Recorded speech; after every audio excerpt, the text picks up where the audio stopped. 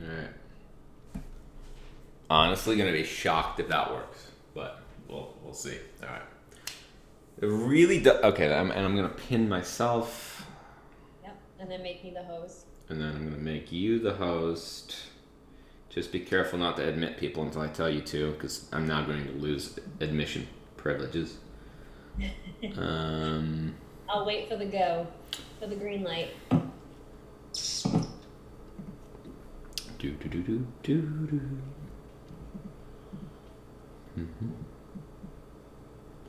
I do not want participants to be able to. Okay.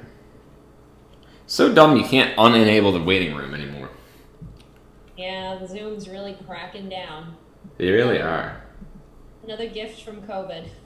Yeah, it was used to be so nice and chill here. It was. Where are you?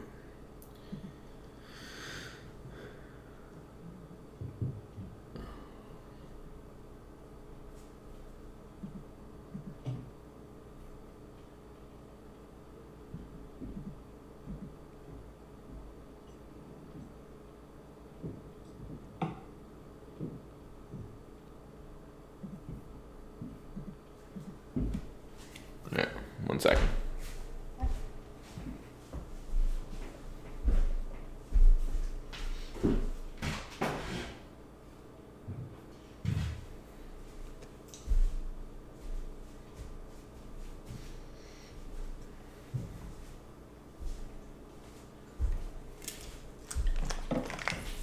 Whoa. Put this in the freezer and it went wild. Is there coffee? No, it's my water, but it's like fizzling up. Do you have any, is it just straight water or do you have electrolytes in there? You know, I was gonna do electrolytes, but I couldn't find any more. I don't know where all of them went. You drank them all. I do go pretty hard on them. Which ones do you drink? What do you say? Which ones do you drink? The lemon lime LMNT. Yep. I also do have these though. Oh, there you go. For Sigmatic everything. But they're also, I think it froze solid as well. It'll melt soon. Yeah, it'll be quick. All right, I am going to make you the host, and then we can make host. You right now the meeting host. Alright. But I am still pinned, so that works. I pinned you again. Okay, cool. All right, let's get the party started. Let's go. Let the people in? Let the people in. Alright. They're coming. Happening now. There we go. Hello, friends of planet Earth. All right. Everyone hear me fine? See me fine? I'm looking there because my monitor is there, but you're all here.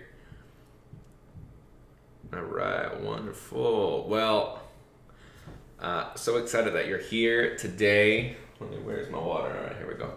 And you're going to be going through some really, really cool stuff today. This is the only time I've really ever talked particularly just for coaches. And I'll go a little bit behind the scenes of why. But I'm so excited for all of you to be here. I would love, I always want to make sure, let me open the comments. Can you guys all chat fine in the chat? I just want to make sure that that's working. All right. Wonderful. Well, I'd love to start off. I'd just love to see what type of coaching businesses you have here, what it is that you help other people transform with. And then I just want to let everybody get in, and Gianna will allow people to continue on in. For those that are here live today. Coaching dental practice and patient communication. I'm a transformational coach for high-achieving empaths. I see people are typing away. This is going to be a lot of fun today. I didn't think I would be doing this type of workshop before, but back in March, I had this little tiny piece. I did this other workshop, And there was this one little piece that was about 6 minutes long, and people were like, "You need to go into that." And and it was really about how to create the right business model, and it's mostly pertained to coaches, people that do masterminds, consultants, not so much for service providers. And I was like, all right, you know what, let's do something like this, and then I'll tell the story in a minute of how this sort of came to be. And so that was really, really interesting, that there was just like this little piece and everybody was so interested in it. And also was just a really great learning that I've had over, having so many different businesses and my own businesses and mentoring other people, seeing what worked and what didn't work. All right, we got medical leadership, psychedelics for mindset and inner work. Love that, Alexander. I am invested in the psych world, so I love all of that stuff. Expats turning expat CEOs, mentor for business moms, feng shui, hey Safrina, video marketing, personal image and mindset. Okay, so we got quite a different group of all sorts of different types of coaches, which I love that. All right, well, let's get started. Before I do get started, I want to introduce you, if you do not know Gianna. She helps me on all these workshops. She helps me in so many things in my own business. And she's going to be moderating the chat, making sure that everything goes well, runs well. Gianna as well, I got my phone on. If for some reason something crashes, just call me so that I'm not looking over here the entire time, and I can stay in my flow state. As well, Annette is here from Cohere, which I'll talk about in a minute. She is not on my team, but I do end up working with her a lot through my partnership, and as you know, I'm an advisor with Cohere, which I'll talk about in a minute. So today, probably wouldn't have ever happened 6 months ago, to be completely honest with you. Even 9 months, probably 6 months ago. So, and I'll just kind of start into the fact that I've always sort of had, well, I'll go back. In 2015, I had a marketing agency, and before that, I had a lot of other different businesses. But there was no day that, you may have been in a place, or you may not have, where you woke up and you were like, you know what, I really want to coach people, or I really want to mentor people. Like, it was actually intentional. That wasn't the case for me. And so back in 2015, I had a client that was like, hey, can you teach me this online marketing stuff? And I was super resistant to it at first, like super resistant. I was like, I shouldn't be teaching this stuff. There's people way better than me, all these things. And for about 2 months, I was resistant to it. And then finally, I was like, all right, well, you know what? If I get like 20 people to do it, I'll do it. And I got like 24. And then I did it. And I was like, wow, that was like fun and easy and impactful. And so I did it again and did it again. If you don't know that much about me, at that time I was still very in debt. By the time it was 2013, I was $1 million in debt. Probably at that time, $300,000 or $400,000 still, and also very depressed. Right, I had this agency and marketing, and it just wasn't something that was fulfilling to me. I felt like it was like I had a job, even though I made a lot of money. It still felt like a job. And so then 2015, 2016, 2017, 2018, 2019, even 2020. I kept on, doing this mentorship thing and, coaching and programs and mentorship and all this stuff. But there was always this maybe unconscious resentment. And the unconscious resentment was around even just the coaching and mentoring industry itself. And I think sometimes it's easy to do that. It's easy to be in an industry and kind of look around and be like, this is not the way I want it to be. Or there's even like a feeling of like, not having pride in necessarily what you do. And there's one day in 2020 where I just kind of woke up and I was like, why am I doing what I'm doing? Like I made enough money, became a multimillionaire, paid off my debt, everything else, have had lots of success, have literally created massive ripple effect in what I do. And I said, well, you know what? I need to I'm to a point where if I don't want to do this anymore, I need to decide what I am going to do, or I'm going to decide not to do this because I don't want to live in a place of not being intentional. And so I took a sabbatical for about 5 months. And that brought us to February of this year. And, during this time I did a lot. I just didn't, chill all day long, although I had lots of free time. I was researching in industries, niches. I was talking to friends that were in different industries and, past clients and so on and so forth, being like, all right, well, what do I want to do? And I think it was sort of like this element where what I wanted to do was right in front of me, but it was almost like I was with a girlfriend. I'm married, but I was with a girlfriend for like 6 years, and it just kind of like happened. And then I went away for like 6 months, and I was like, oh wait, I'm actually madly in love with this person. And so that's what happened. And so I always had this like restrictive, oh, I don't really want to be a coach. Oh, I don't want to be a mentor. And I had a little bit of subconscious not really seeing it as impactful as it was. And so that's why I sort of stayed away from talking, even in my languaging, talking, hey, I help coaches, or I help mentors, or I help consultants. I had this sort of like, it felt a little like the way that saying that you're an internet marketer might feel a little like weird. And so finally in February, I was like, you know what? There's only two things that I really want to do. I love being able to help optimize things, right? So I love technology. I love being able to optimize something that doesn't need to be done, manually, or I love the future of artificial intelligence if used the right way, and robotics and these different types of things. I believe that humankind over the next 100 years is going to can benefit greatly rather, from that. And then secondarily, education. When I was growing up, I had a really hard time in school, and I have like a list of learning disabilities, dyslexia, and short and long-term memory deficits, and auditory processing deficits, and the list sort of goes on. So school is really difficult for me on it, so I couldn't learn like other people.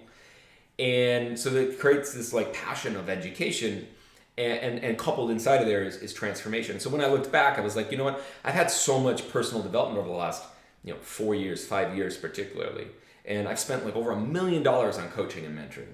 And so it kind of came to this point where I was like, oh, I'm helping that industry. I'm helping those people. And it reignited sort of this fire of, okay, you know what? I was looking at this from a lens that maybe wasn't mine. I was looking at it from a lens of me not actually having intentionality around it. And I wasn't proud to be a mentor or maybe be an advisor the way that I am today. And by taking that time away and being able to kind of come back and be like, well, this is what I want to do, it really allowed me to know that, okay, I want to help people that are the people that are helping transformation, that are helping evolve consciousness. Because I know that I wouldn't have been able to be where I am if it wasn't for that, both from a business perspective, a life perspective, a relationship perspective. Just my own level of consciousness wouldn't have happened if you just gave me a book and it's like, here you go. It doesn't happen. We need people to be able to help transformation. And so that really changed a lot for me, and that's why I'm here. And so so around the same time, around about a year ago, I got introduced to Paul, which is one of the founders of Cohere, which is a system that you would have registered in order to be part of this.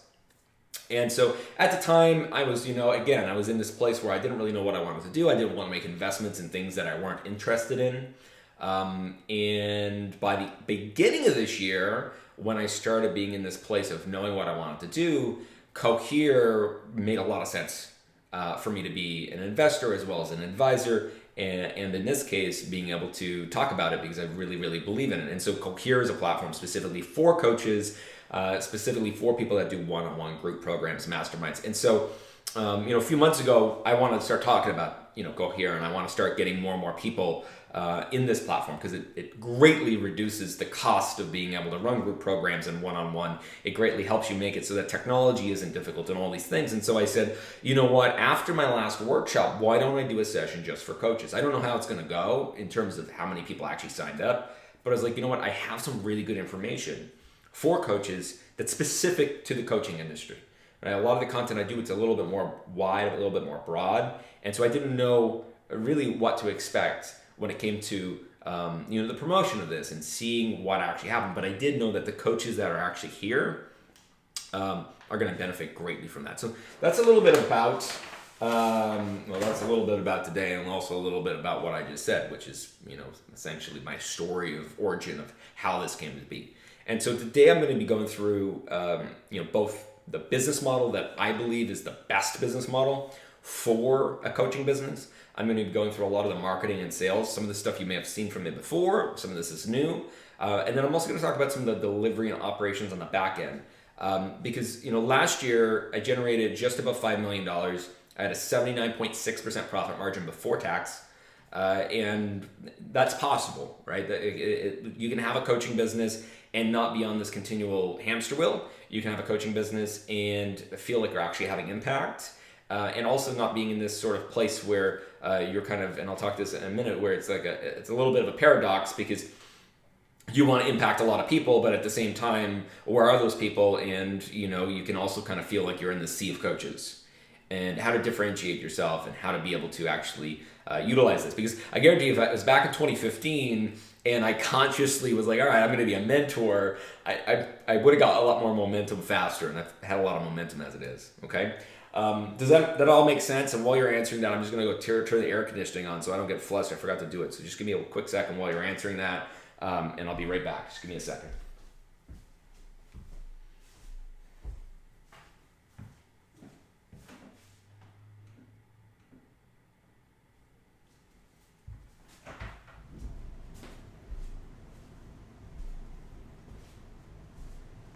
All right.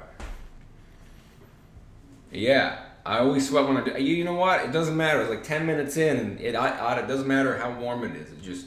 It's like 86 in your body. You know what I mean? It feels like you're in the desert. Alrighty. So let's get into this. So here's the biggest issues that I have experienced myself. I've experienced, throughout time. Let me get my other water. And the ones that I want to solve, I'll be honest, the ones that I want to solve and the ones that I know that I can actually solve and that I've been able to solve for myself and a lot of different clients and so on. And so the 4 core issues. Number 1, the hamster wheel. I've talked about this for years. Since 2016, I've talked about the hamster wheel. You go out, you get a client, now you got a bunch of delivery.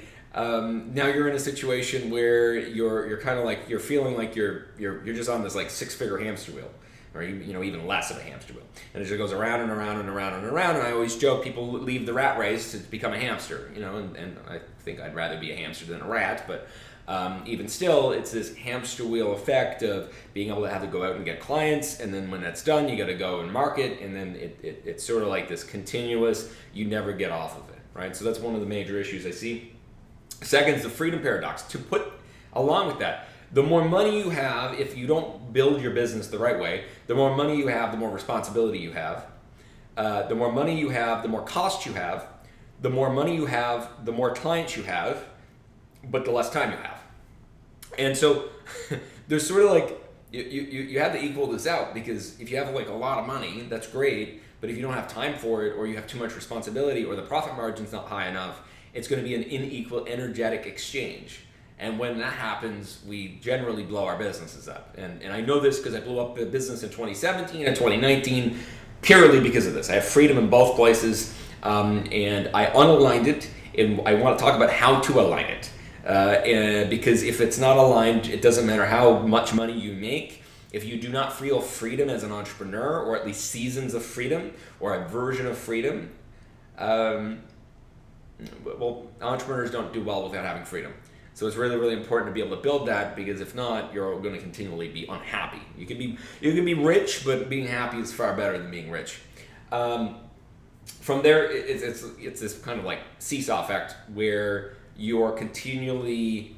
So a lot of these are kind of like seesaws, but continually from an operations, technology, team perspective, and marketing perspective, you're balancing the seesaw there, right? Because if you have too much marketing, you're gonna have too much cost. If you have you over systemize on the back end and you have too much team, you're not gonna have profitability. If your mindset's not really kind of in the right place, the seesaw, I always talk about it. It's in my book. I'm sure a lot of you already had the book, my nuclear effect book. I talk about the 6 pillars of building a business. Well, ensuring that these pillars inside of a coaching business are aligned, probably even more important, right? Because a lot of the time our coaching business, we don't want this big coaching business. A lot of the time what we want is a business that's going to create us profit, going to create impact, going to allow us to be able to build cash flow that we can invest elsewhere and build elsewhere, right? And so we have the seesaw effect inside of our marketing and sales, along with our operations. And if it's unbalanced either way, we either have we essentially can't deliver, and now we have a massive reputational issue or refund issue. And then on the opposite side, if we're over-engineered and we have a business model that's like, great, but we have no one coming in the door, our profit margins are going to be really, really low, and there's going to be a lot of bloat. And then the very last thing is like impact amplification, right? And so a lot of the time what I see with coaching businesses is in the pursuit of scale, as we scale, the impact that we have decreases, right? So instead of increasing our impact by saying, hey, listen, I want to work with more and more people. Hey, I want more and more people to go through my process. If the business model isn't optimized, and if the business isn't optimized, what ends up happening is you scale, your impact goes down, and so now your referrals go down, your personal brand value goes down, your actual just sleeping at night because you're like, you know what, I want better results for my clients. It starts creating this inner complex where now you don't want to scale your business anymore because you know the impact is lower. And so these are the four largest, biggest issues I see when it comes to being able to scale a coaching business. And I always tell people it's like a coaching business and a personal brand, generally 99 out of 100 times, there is a limit to how much you can scale a coaching business. And it's not real, meaning yes, you can go and scale it to 3 million, to 5 million, to 10 million, 20 million. But there is a finite amount until you have massive resistance, very low profit margins, and coaching does require some level of one-on-one, right? Coaching does require some level of one-on-one. For high impact, coaching and mentorship does have some requirement and need to be able to have intimacy, right? And so what I want to help you with is to make it so that you can charge more money. I want to make it so that you have more, because here's what happens. You don't have enough leads, so now you charge less money, so now you take on more people, now you're more stressed, now the cycle just continues and continues and continues, and then one day you burn out, and now you have no impact.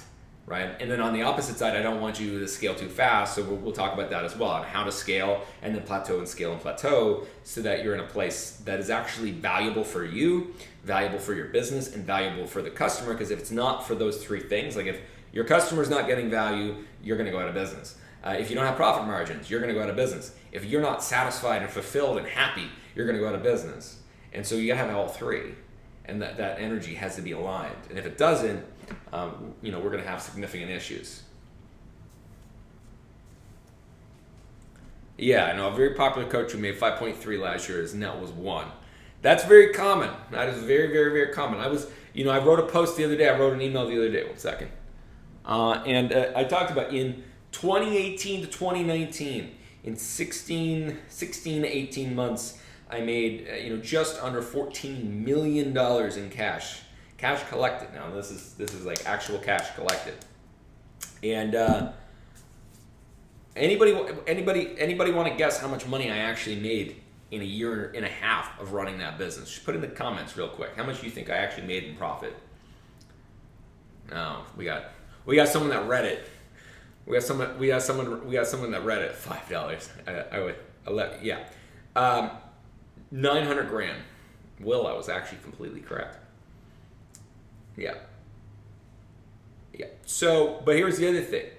Business didn't work for me, so when I shut it down, it cost me so I sold part of the business, but the other part cost me $900,000 to shut down. I worked for a year and a half for free. If there's any reason why I'm qualified to tell you this stuff, it's because I already fucked it up for you, so that you know what not to do, right? I always say my whole business model, I go screw things up, figure out what doesn't work, and then I come back and tell you guys, right? So firsthand, don't want to do that, right? Don't want to do that. All right. Seriously, it's really kind of hilarious. It's like I take the most difficult route. I'm just trying to find my marker. I take the most difficult route, or I have. I try not to do this anymore now because I have mentors and I have people and I actually listen, and I don't try to go and do the most difficult thing. But my whole life is like I go do the most difficult thing and then I report back, and then it's really funny. I make all the money reporting back to people on what worked and what didn't work. So it's been a hilarious and I won't say difficult because it's been a lot of fun doing it, but I'm really glad that I don't take failure personally, because if so, I would be very depressed most of the time. All right, so in a coaching business, what's the number one thing that people want to go for? Hey, I want to make more money, right? And so I would say that you want to make more money, but you also want like two other things. I would actually say an extra one on here as well. You want to have time, right? I found that if you are on the phone for any more than 22 hours a week, an entrepreneur or a coach is going to be unhappy. Right? 22 hours is pretty much the maximum before somebody over time will burn out. That's what I found. You also want to have audience and influence, because coaches want to impact people. Now, not everybody wants to be an influencer. I'm not telling you that you should be. It's a pretty crappy job, to be honest with you. Being a coach is way more fun than being an influencer. And you can't get canceled if you're a coach. You know what I mean? It's hard to get canceled if you're a coach. If you're an influencer, it's like a 90% chance these days. And so from an influence audience perspective, though, what this does is it allows you to increase how much money you actually charge. It allows you to increase who you actually feel connected to, right? Having clients that you're really love. Like at the beginning, when you don't have a lot of money and you got to say yes to, pretty much everybody that comes along, or at least you think you do, it's really difficult. And as well, influence allows you to essentially just have a better life. It's one of the currencies. Audience and influence, they are currencies. And I look at it the exact same way that I look at how much money I have in investments, how much money that I have in the bank, or whatever it may be, whatever situation that might be. And I actually realized this. So I went to get a really high level insurance policy about 9 months ago, and they did an audit on my finances and my net worth in order to essentially equate, hey, yes, this guy can get it. And this my personal brand and my audience was like an actual line item on my net worth that I never really thought about. I never ever thought about it that way. And it was massive, right? It was way more than if somebody was like, guess what they're gonna value that as, it was way more. And it was really interesting because once I had it, they were like, hey, you can actually go take a loan against your actual personal brand and your audience. And I thought that was fascinating. And so this is very much of an asset. And so when we have time, influence, audience, and money, what it also allows us to do is just continually make more and more, right? Money allows us to be able to buy back our time. Influence and audience allows us to be able to make more money. And this is one of the core concepts of the Nuclear Effect book. And so for coaches, of course we want this, but we don't want, I would much rather make $20,000 a month than $100,000 if $20,000 a month makes it so I only work 25 hours a week, right? If you had 25 hours a week versus 70 hours a week, I would much rather go with the 25 hours a week almost any time, right? Like any time. And so what you got to realize is like most people that are coaches, we have a lifestyle business, and this is something we're going to be able to do for the next 20 to 30 years. And so a lot of people, they come into this business and they're thinking they only got a year left, right? They're thinking, oh, well, I'm only going to be able to coach for a year, so I got to work 70 hours a week, 80 hours a week, and I got to get it. And then you burn yourself out after 2 years, and then you lose all momentum, all right?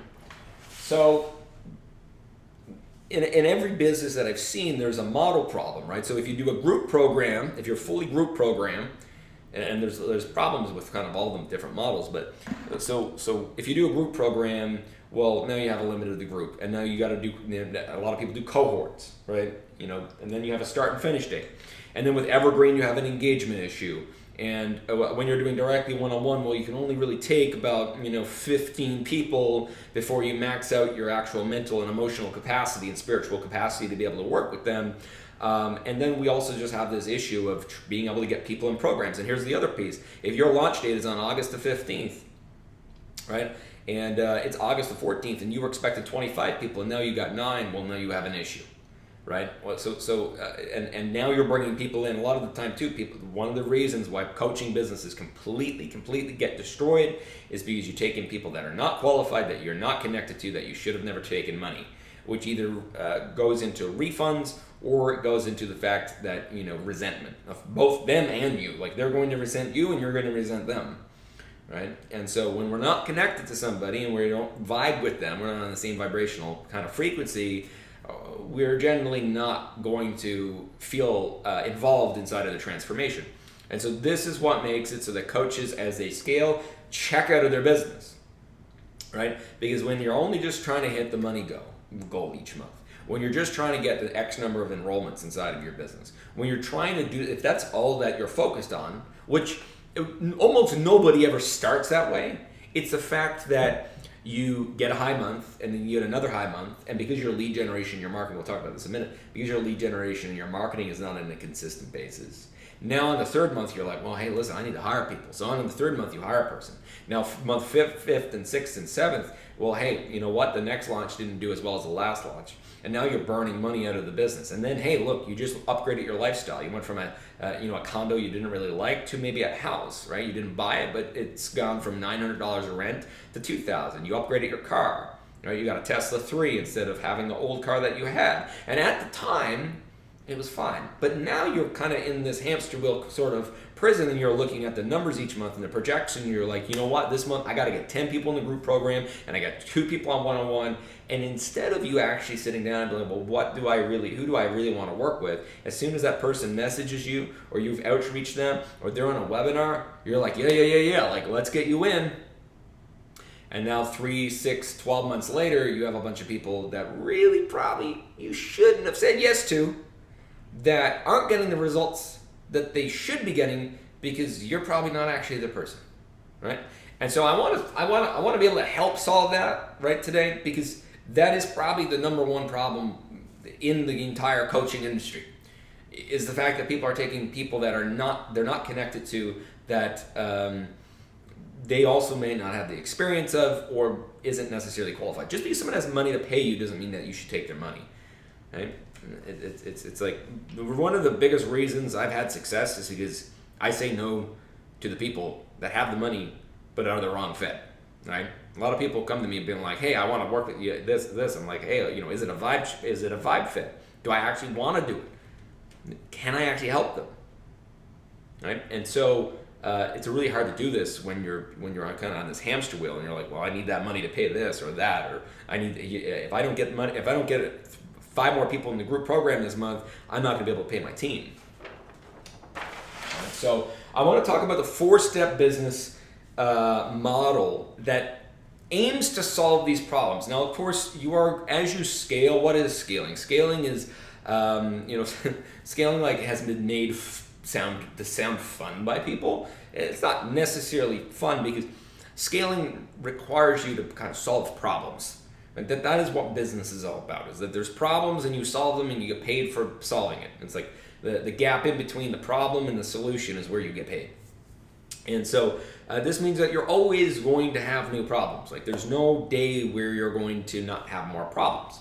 And so, of course, anybody in the coaching industry probably would realize that, okay, well, a problem is an opportunity. And if you look at it from that perspective, then you're like, okay, well, how do we make our delivery better? How do we make our marketing better? How do we make these different pieces better? But there's never a day where you're going to be like, everything's perfect. And the day that you think it is the day it breaks, right? So the 4-step business model goes like this. There's 4 core offers that we want to have. Now, you don't have to go do this tomorrow, and I'm going to talk you through how to do this. But there's essentially 4 core offers that allows us to set up your business for very high levels of success, very high levels of profitability, very high levels of building audience and influence, and being able to make it so that you feel freedom and ease going into every single month. When I sort of cracked the code, and this was 2017. When I cracked the code on the fact that my monthly revenue on every single month exceeded my expenses, that was probably the first time since I was a teenager that I felt freedom. Yeah, first time since I was a teenager that I felt free. Like I felt, and not even freedom, I felt less stress, And this wasn't a massive amount of money, right? This wasn't some crazy amount of money. But ever since then, I've pretty much been able to take care of my expenses. And that level of freedom is just amazing. It's just, it allows you to look at your business in a much more long term. Because in business, in life, the more abundance you have, the more you can look into the future. Right? That's why a lot of things I'm working on now are 5-10 years into the future. Like, I'm looking at what is going to happen in 2030, not what's going to happen in 60 days from now. But you can only get that perspective by being able to be in a place where you don't have to think about, hey, how do I take care of the bills? How do I take care of this? How do I take care of that? It's training your brain to look in a different way. So there's essentially 4 core offers, or 4 types of offers that we want to implement into the business in the right order. Right? And when we implement them in the right order, we get momentum, we get cash flow, we have the ability to scale up our operations, and I wish someone told me this back in 2015. All right, so if you're here, I know that some of you may be starting out. I know that some of you might be making $50,000 a month. I am going to assume that, here's some assumptions. I'm not saying that this doesn't make sense, but I need some base to be able to start. So I'm going to assume that you've coached people before. I'm going to assume that you've sold before. I'm going to assume that at some level you are running a business, and you are you kind of have your first clients or whatever it might be. Okay, so I'm just going to assume that you have an offer that someone's bought, and you're not in the place where you're just starting out the very, very first time. If you are listening to this and that is you, this still makes sense and this still works. But as we talk through it, that's the vantage point that I'm going to go from. All right, I'm not going to go to the vantage point of, hey, you're making $50,000 a month. I'm going to start there, and we'll work our way up. So, the very first offer. So what's the number one thing that most people come to? They go want to be a coach. They look at other coaches, and they're like, oh, well, I want to do a group program. That is generally the last, not the last, but the second last piece of the puzzle that you should be actually doing. So when you're coaching, generally until you're at about $10,000 to $20,000 on a monthly basis, one-on-one, you should have an intimacy offer. Now, this could be one-on-one, this could be in person, this could be events, this could be VIP days, but an intimacy offer that allows for, on delivery, 90% plus profit margin. Okay? And so for me, I have a couple of these offers. One is my one-on-one, which is $250,000 today for 6 months of my mentorship. And then, as well as that, I also have an accelerator that's $40,000. That's for 6 months. That includes a lot less of my time, but that's kind of my intimacy offers. Both of those offers, they have no team. There's no there's no team behind it. There's no team of coaches. There's pretty much 95%. The only thing I'm paying for is the event that they're coming to, right? Which is a very, very, very inexpensive dollar amount, right? And I'm not telling you that you can charge $40,000 or $250,000 today for one-on-one, but whatever amount it is, an intimacy offer really helps you do a lot of things. Number one, it allows you to put money in the bank that we need to use later. Number two, and it allows us to invest in our business. Number two, it allows you to build out your content for later. Okay, so every single time, so back in 2015, when I was working with somebody, when somebody was like, when I was doing one-on-one, a lot cheaper than it is today, but when somebody was like, hey, how do you do this? I'd be like, you know what? Let me record that and send that to you. That ended up becoming my course. That ended up becoming my group program later on. Like in 2015, up until the beginning of 2016, I basically recorded my program as I was working with people one-on-one.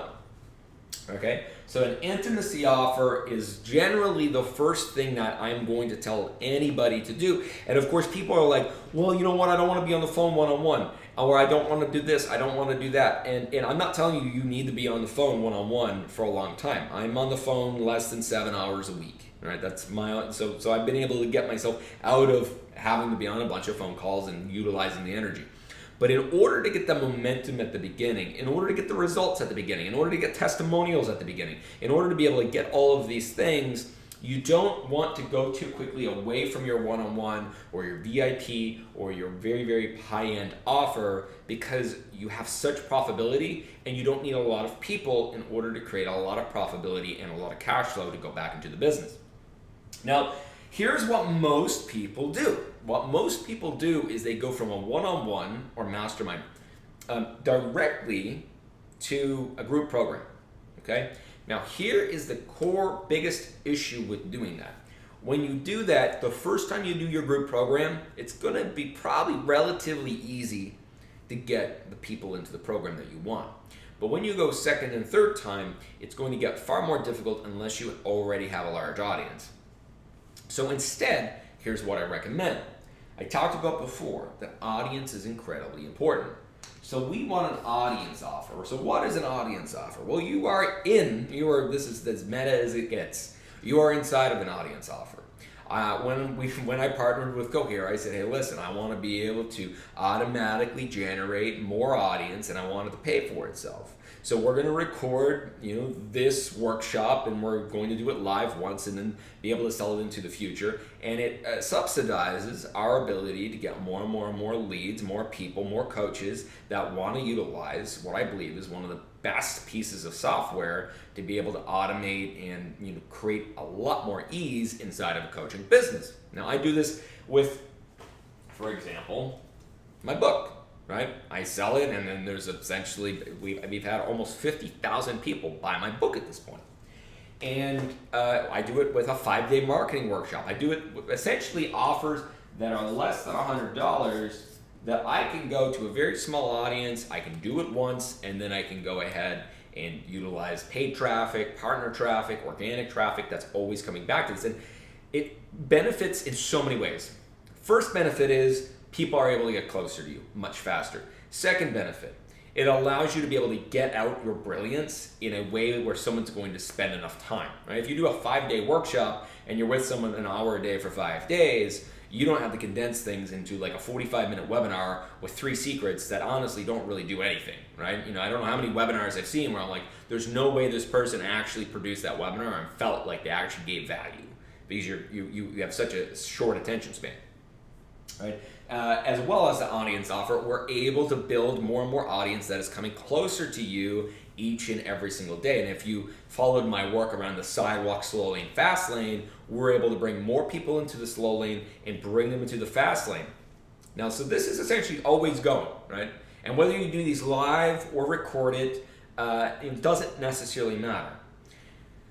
It has a massive, massive, massive impact because here's what it's going to do later on. So I don't think that people need to have all these funnels and all this complicated stuff, but here's what this is going to do. When somebody comes to you and they're not ready, what do? You gift them the workshop. You gift them that low end, or you say, hey, listen, just go over there, take a look at that. I'll see you back here later. Right? It allows you to qualify the best people, and when they come to you, they're bought into your process, they're bought into your methodology, they believe in you, they see you as an authority figure in their life. It makes a lot more sense. Now, why do this? Which is not going to make you any money. Like, this is not going to make you any money. Me coming here today and selling this, Cohere, this kind of workshop for coaches, really isn't going to make me any money. So what is, right? So right here, this gives you the cash flow to be able to invest back into the business. This gives you the cash flow to be able to take care of your life expenses. This does not give you the cash flow to be able to go and hire a bunch of team necessarily, right? Or be able to build the operational backend. So what do? The third part of the business model is the core offer. Now this is what most people start with, right? This is what most people start with. I see it all the time. They start with the group program. They start with the leverage. You cannot, until you really, really know your customer, until you've really had results, until you have social proof, until you have some audience, trying to start here is going to make it so that you are literally going to feel desperate to sell your program, right? Instead of it coming from a place of abundance, you're going to have this neediness energy. And nobody wants neediness energy. What do we want? We don't want neediness. We want relaxation. Yeah, come in if you want. No, if you don't, no big deal. Like, that's what we want to create. And if you do this successfully, here's what's going to happen. You're going to have all these people that have come in. They're getting to know you. They're on your email list. They're seeing your content. We'll talk about that stuff in a little bit. And what it's going to allow us to do is create a core offer, right, that is a group program or a mastermind or whatever it might be. And through bringing people through your audience offer, you're going to be able to create a core offer that, again, has an 80 to 90% profit margin. You know what the biggest issue is when it comes to selling your core offer? You're going to have to give 15 to 20% away to a salesperson. Okay, so you're already, let's call it 20% deep. You're going to have to give another 20 to 30% away on marketing costs. So now we're 50% deep without even talking about delivery. So you put delivery, it's another 20 to 30% once you're talking about your team. Now you're down to 20%. This is the reason when most people can't scale is because their core offer cannot produce a high enough profit margin. So now what happens? They skimp on their marketing, they skimp on their sales, they don't outsource it fast enough, and they now do not have the ability to create an amazing experience because they simply do not have enough money. It's not against that person, it's just you can't give a great experience unless you have some level of abundance because you're essentially filling from an empty cup, okay? And so this now allows us to have a core offer where we have a trickle effect. We have people coming in here, right, to an audience offer, which is really easy. Someone to say, yes, you know what, I'll take a few hours, I'll take a little bit of money and go do that. Allows this trickle effect. And so now your core offer, instead of you having to do a core offer that is open and closed, which stops your ability to actually make money, you can market it 3, 4, 5 times a year, right? You have a trickle effect where you're selling this, and you may promote this live, a couple more times throughout the year. But now you have a core offer that's evergreen. You can always bring people into it. It's not necessarily closed. It's not cohort based. And now you're able to do it in a more relaxed fashion because you have something that's paying for itself. It's bringing people closer to you, allowing them to see you as an authority figure, and that generally might not pay for all of your ad spend, but a lot of the time, at least 50 to 80%, right? 50 to 80% of your ad spend, which is going to allow you to spend a lot more. Think about it. If you got $2,000 a month on ad spend and you're getting back 80 cents for every dollar you put in, you can now spend 10 grand the same as you would spend 2. So your buying power from marketing goes up exponentially. And that's what we want to do. Whereas if it's coming from here, every dollar you spend, essentially, yes, it gets you a return, but you're having to pay for it directly inside of that product, right? And so people always ask, well, how do I get the money to put into the audience offer, right? To get either ad started or partners or whatever it is to be able to get people to come in here. And I say, well, that's what the intimacy offer is for, right? The intimacy offer gives you the money to be able to invest back into the business. In 2016, 2017, and 2018, and even 2019, for those 4 years, I put every dollar I made from one-on-one into advertising, into marketing, every dollar, okay? Every single dollar I put back into the business. In 2020, I changed it. In 2020, I took all the money I made from my intimacy offers, which did pretty well in 2020, and I put it into investments because I was like, okay, you know what? I had this. If I could done this sooner, I would have had this figured out, but I didn't. So I put this money there instead, right? But if I had this, I would have been able to have this audience offer going and been able to put this intimacy money into other external investments, and I would have had, I don't know, $3 or $4 million, if not more, inside of external investments, which would have made me a lot happier, right? Looking back, right? So this core offer is not last. But people do it way too quickly, and then it creates this neediness because it's easy to get the first 6 people, the first 12 people, the first 20 people.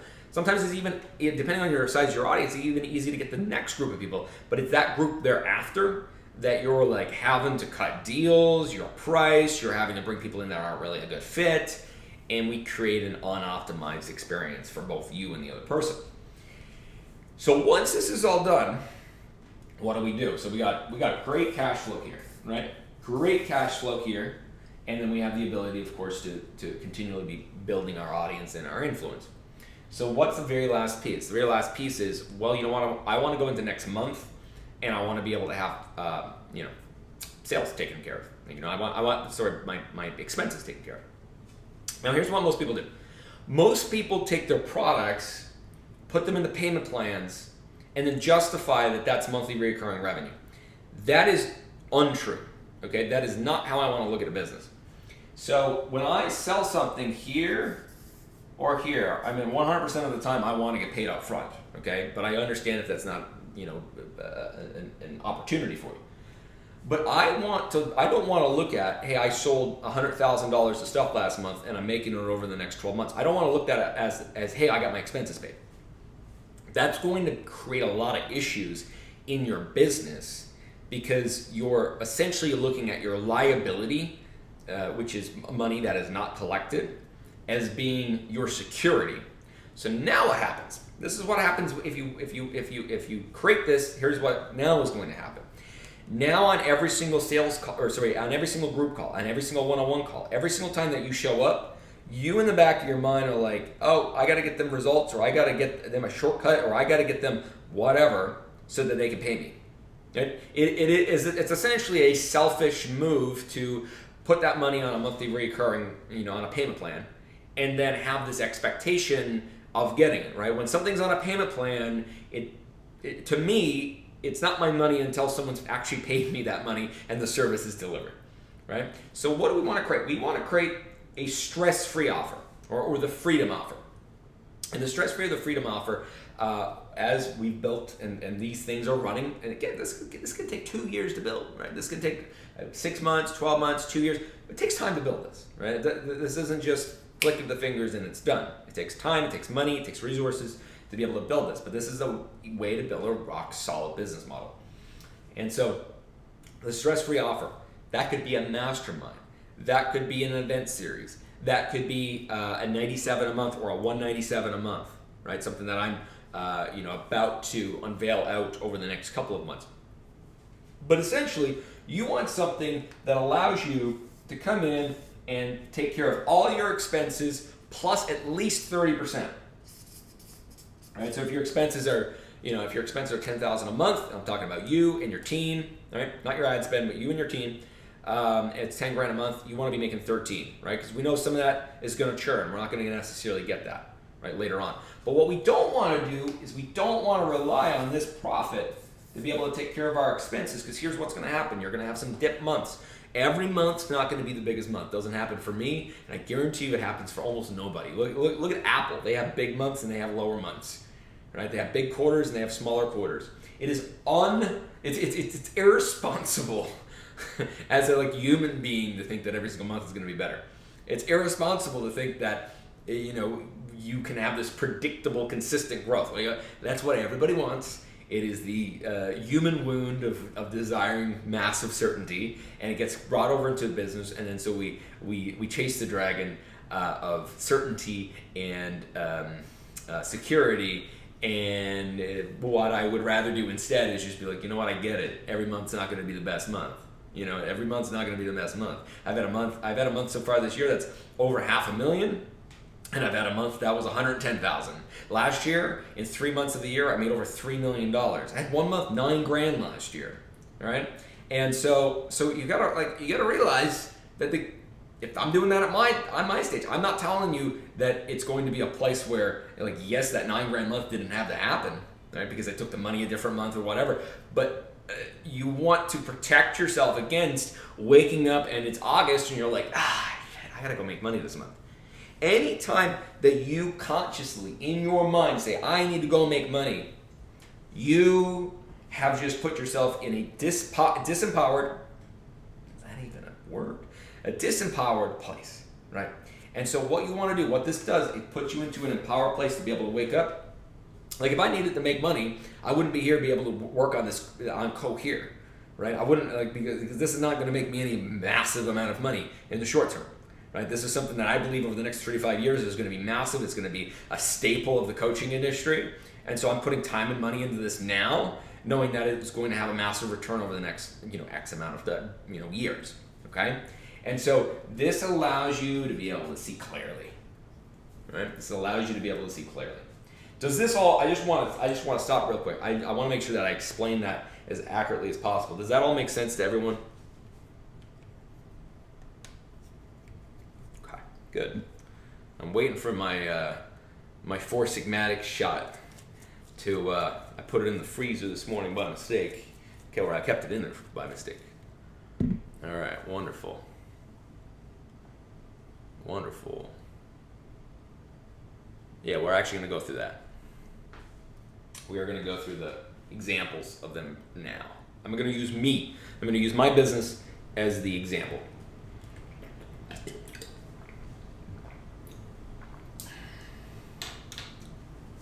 All right.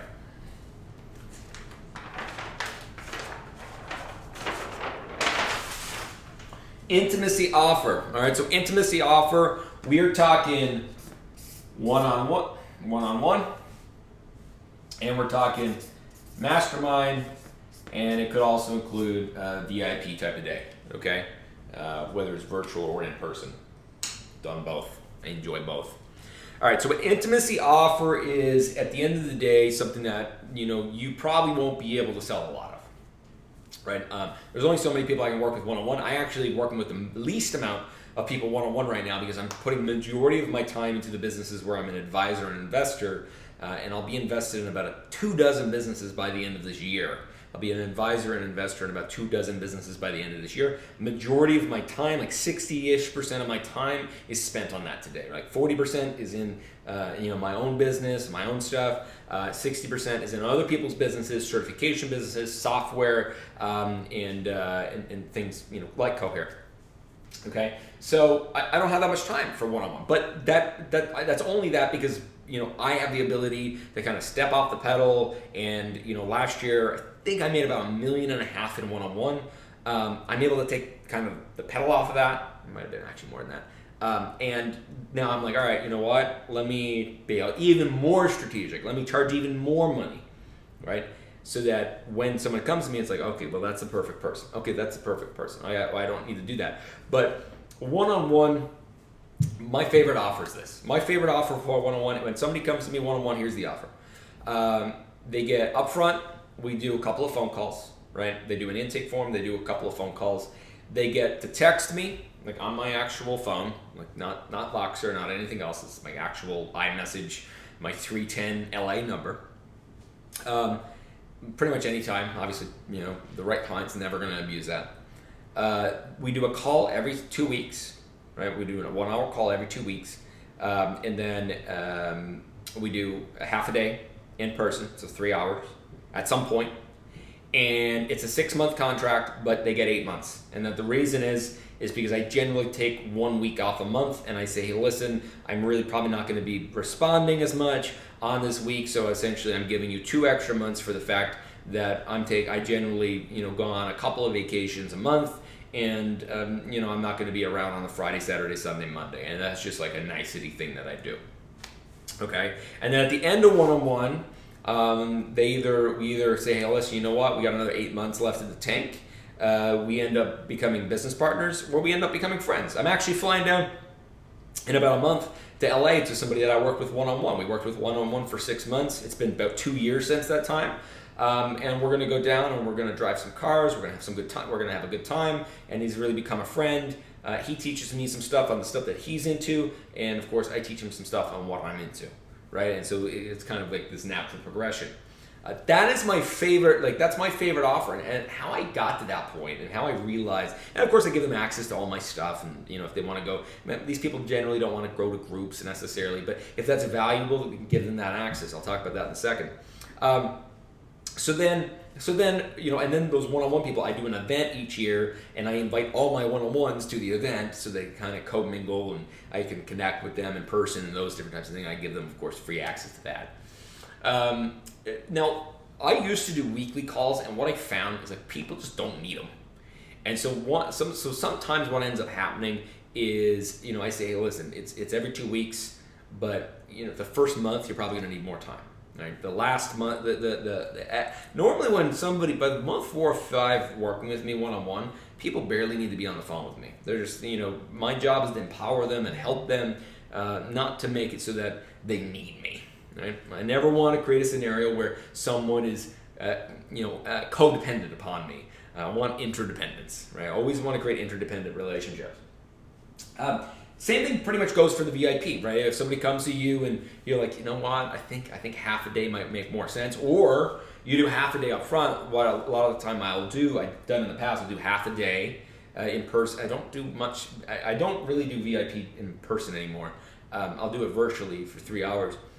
They'll do that, and then they're like, you know what, I want to work with you one-on-one. What does it look like for one-on-one, right? Most of the time I do this only with people that I'm actually working with in an investor advisor capacity now. And then of course we have Mastermind, so my accelerator program. So another example of the intimacy. So here's what happened. I had too many people that wanted to work with me one-on-one, and I said, well, hey, you know what, let me create like an accelerator. It's not really a mastermind, a little bit of an accelerator. And so what I basically did, I said, you know, for 40 grand, we're gonna do a weekly group call, a small group call. We're gonna make it so that we do an upfront strategy, written strategy, 2 to 3 pages by me. Here's what you need to do. You get access to all my content. We do a 2-day event. Of course, there's like a community and a Slack channel. It'll soon be on Cohere as an entire program. And then you also get essentially 3 phone calls with me anytime over the next 8 months, right? Again, it's another 6-month program that has 8 months included, and essentially those 3 phone calls overall to be able to have help if we need to kind of dive in on something. And that right now is 40,000, probably be 50,000 soon. Right, and so that program last year, again, I think that was about 1.3 or 1.5. I don't have the number, but that sounds about right. And that program, pretty much funds, I'd say 80% of that money goes into external investments. Right, so I take the money out of the business and I'm putting it elsewhere. Right, so I'm not using that money inside of the business. So both my intimacy offers today, both one-on-one and my accelerator, I'm taking that out. I'm investing in external businesses. Now, here's the reason I'm investing in external businesses. I don't recommend doing that until you have enough money into your current business. I always want to bet on me, but at a certain point, you're going to make enough money that you can't put any more money into your business without it having diminishing returns. So I say, okay, well, you know what? Let me put in the things that are going to create passive income over the next 5 to 20 years. And of course, that's the game I'm playing more now. But generally, one-on-one intimacy offers, you're either paying for your lifestyle at the beginning or not to increase your lifestyle costs, so just the bare minimum stuff. You don't want to increase your lifestyle costs until after you have some stability. And so then as time goes on, you're like, all right, let's put it into marketing. And then once you have your marketing stabilized and it pays for itself, it pretty much pays for itself now. So I don't need to put it in, I don't need to put money into my advertising anymore. And then also, there's only so much I can deliver. There's only so much I can sell. So then I can take that out and I put it into other things. Okay? So that's an intimacy offer. Now, audience offer. Now, I actually just released a little kind of like mini training I did a skip the pitch workshop, and it did just under $1 million in revenue 3 weeks ago, I want to say, about 3 weeks ago, not that long ago. And I did a whole behind the scenes, how it worked, what worked, everything. All right. And so if you want to take a look at that, go over to my Facebook page and just message, or go on Instagram, just message me and say, hey, listen, send me the skip the pitch workshop information if you don't already have it, and then we'll get that out to you. It's about 12 videos. You'll love it. And so the audience offer is a workshop or masterclass that we're selling for anywhere from $7 to $97. Okay, this is what works the best. I've done it multiple different ways, multiple different methods, but essentially we have this massive audience, and we're saying, if you got a funnel, that's, let's say you have a slow lane funnel, you have a guide or you have a challenge or something, well, you're going to send, or a book, you're going to sell it on the back of that. You're also going to go, in one of my businesses where I'm an investor, right now we're spending about $3,000 a day selling a $17 product, and we're getting sales for $18, but an average order value of $26. And we're just scaling and scaling and scaling and scaling, and I think we'll be past $150,000 a month on that offer. Just on the front end, right? So we're able to think about how many new people we're able to bring in simply because we're doing that on the front end, okay? Now, of course, most of them aren't going to be customers right now, but as time goes on and they get to see our emails and omnipresence and things I'll talk about, they're going to essentially come closer and closer and closer and closer to you. And what this offer always should be is what are you most brilliant at? Let's take that and let's combine it to what's, for lack of a better word, what's sexy, right? What's sexy? And so sometimes you're going to nail this and sometimes you're not, okay? Sometimes you're going to nail it, sometimes you're not. Skip the pitch, I nailed it. full disclosure, that is a sexy concept, right? Scale your coaching business. I think I probably got some work to do on that one, right? And I know I do, right? I have amazing content here, but I'm probably going to rename this, reposition the way that I actually sell it in the future. And that's what we do. That's what we do as entrepreneurs, right? But what's sexy? What do you know? What can you put together where you're like, wow, I'm proud of that. Like every workshop I've done, I mean, I haven't done that many myself. I'm proud of that. Like the skip the pitch workshop, I'm proud of that. What I came up with for today, I'm proud of it. You got to have something where you're like, it's got to be like a poop. You got to get it out. Right? It has to be this creative flow where you're like, I'm not doing this to get sales. I'm doing this because the world needs. When I built my 5-day marketing workshop, which you can actually go see right now, 5daymarketingworkshop.com. It's evergreen. It's like $95.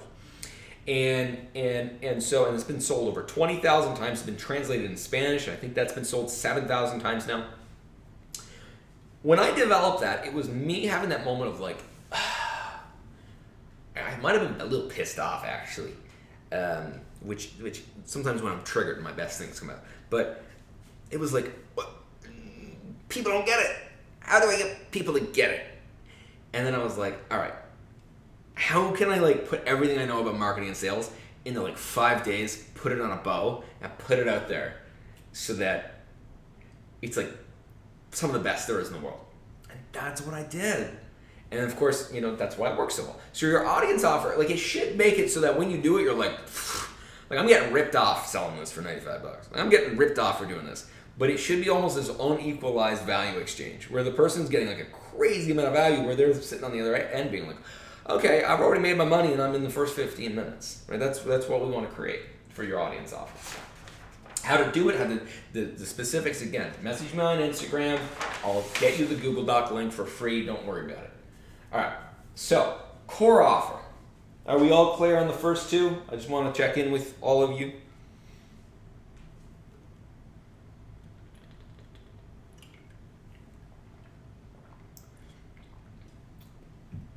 All right, cool. See some familiar names. Always love seeing that. Is my Four Sigmatic mushroom shot ready yet? No? Okay. Probably by the end of this we will. All right, next, core offer. Once you have the audience, how do you scale your brilliance, but not to the highest degree? So here's what I believe, when we get to marketing and sales in a minute. And I know I'm slowing down on this piece because this is stuff you can't get on the internet. I've never talked about what I'm bringing you through right now. It's not out there. Some of the other stuff, there's nuance for coaching, but I've talked about it a few times. And so I'm slowing down for this stuff because if you do this, you're gonna look back 5 years and be like, I'm so glad I listened to that. I'm so glad I listened to Scott on that piece. Okay, so core offer.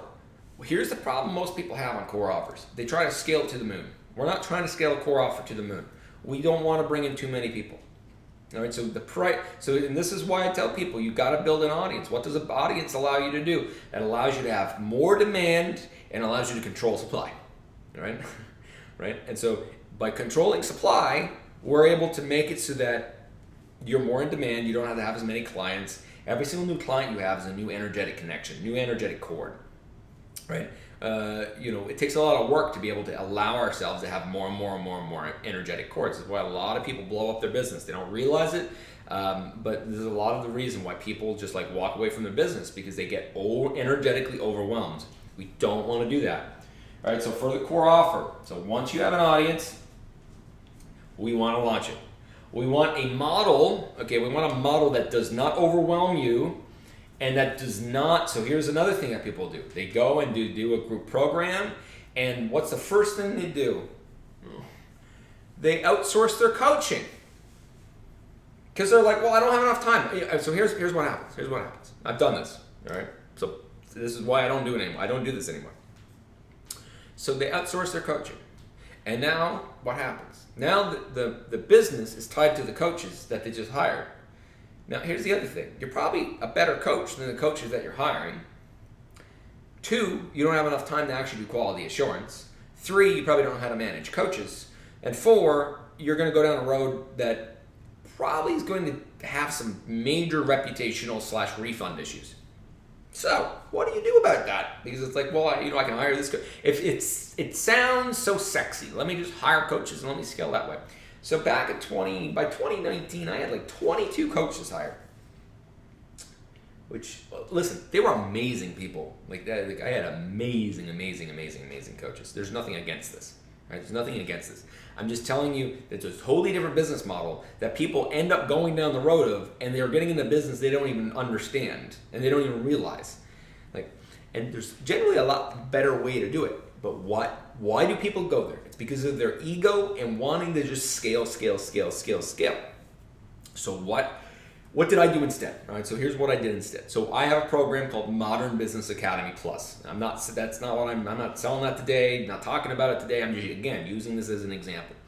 It's a $6,000 program and it includes lots of group calls, and I brought in experts and people that I'm an investor in, and people that have mentored me, and people that I've worked with and mentored myself to be able to have these group sessions on everything from Facebook ads to these things. And it includes all the content, and it includes mindset work and hypnotherapy and one-on-one sessions on that.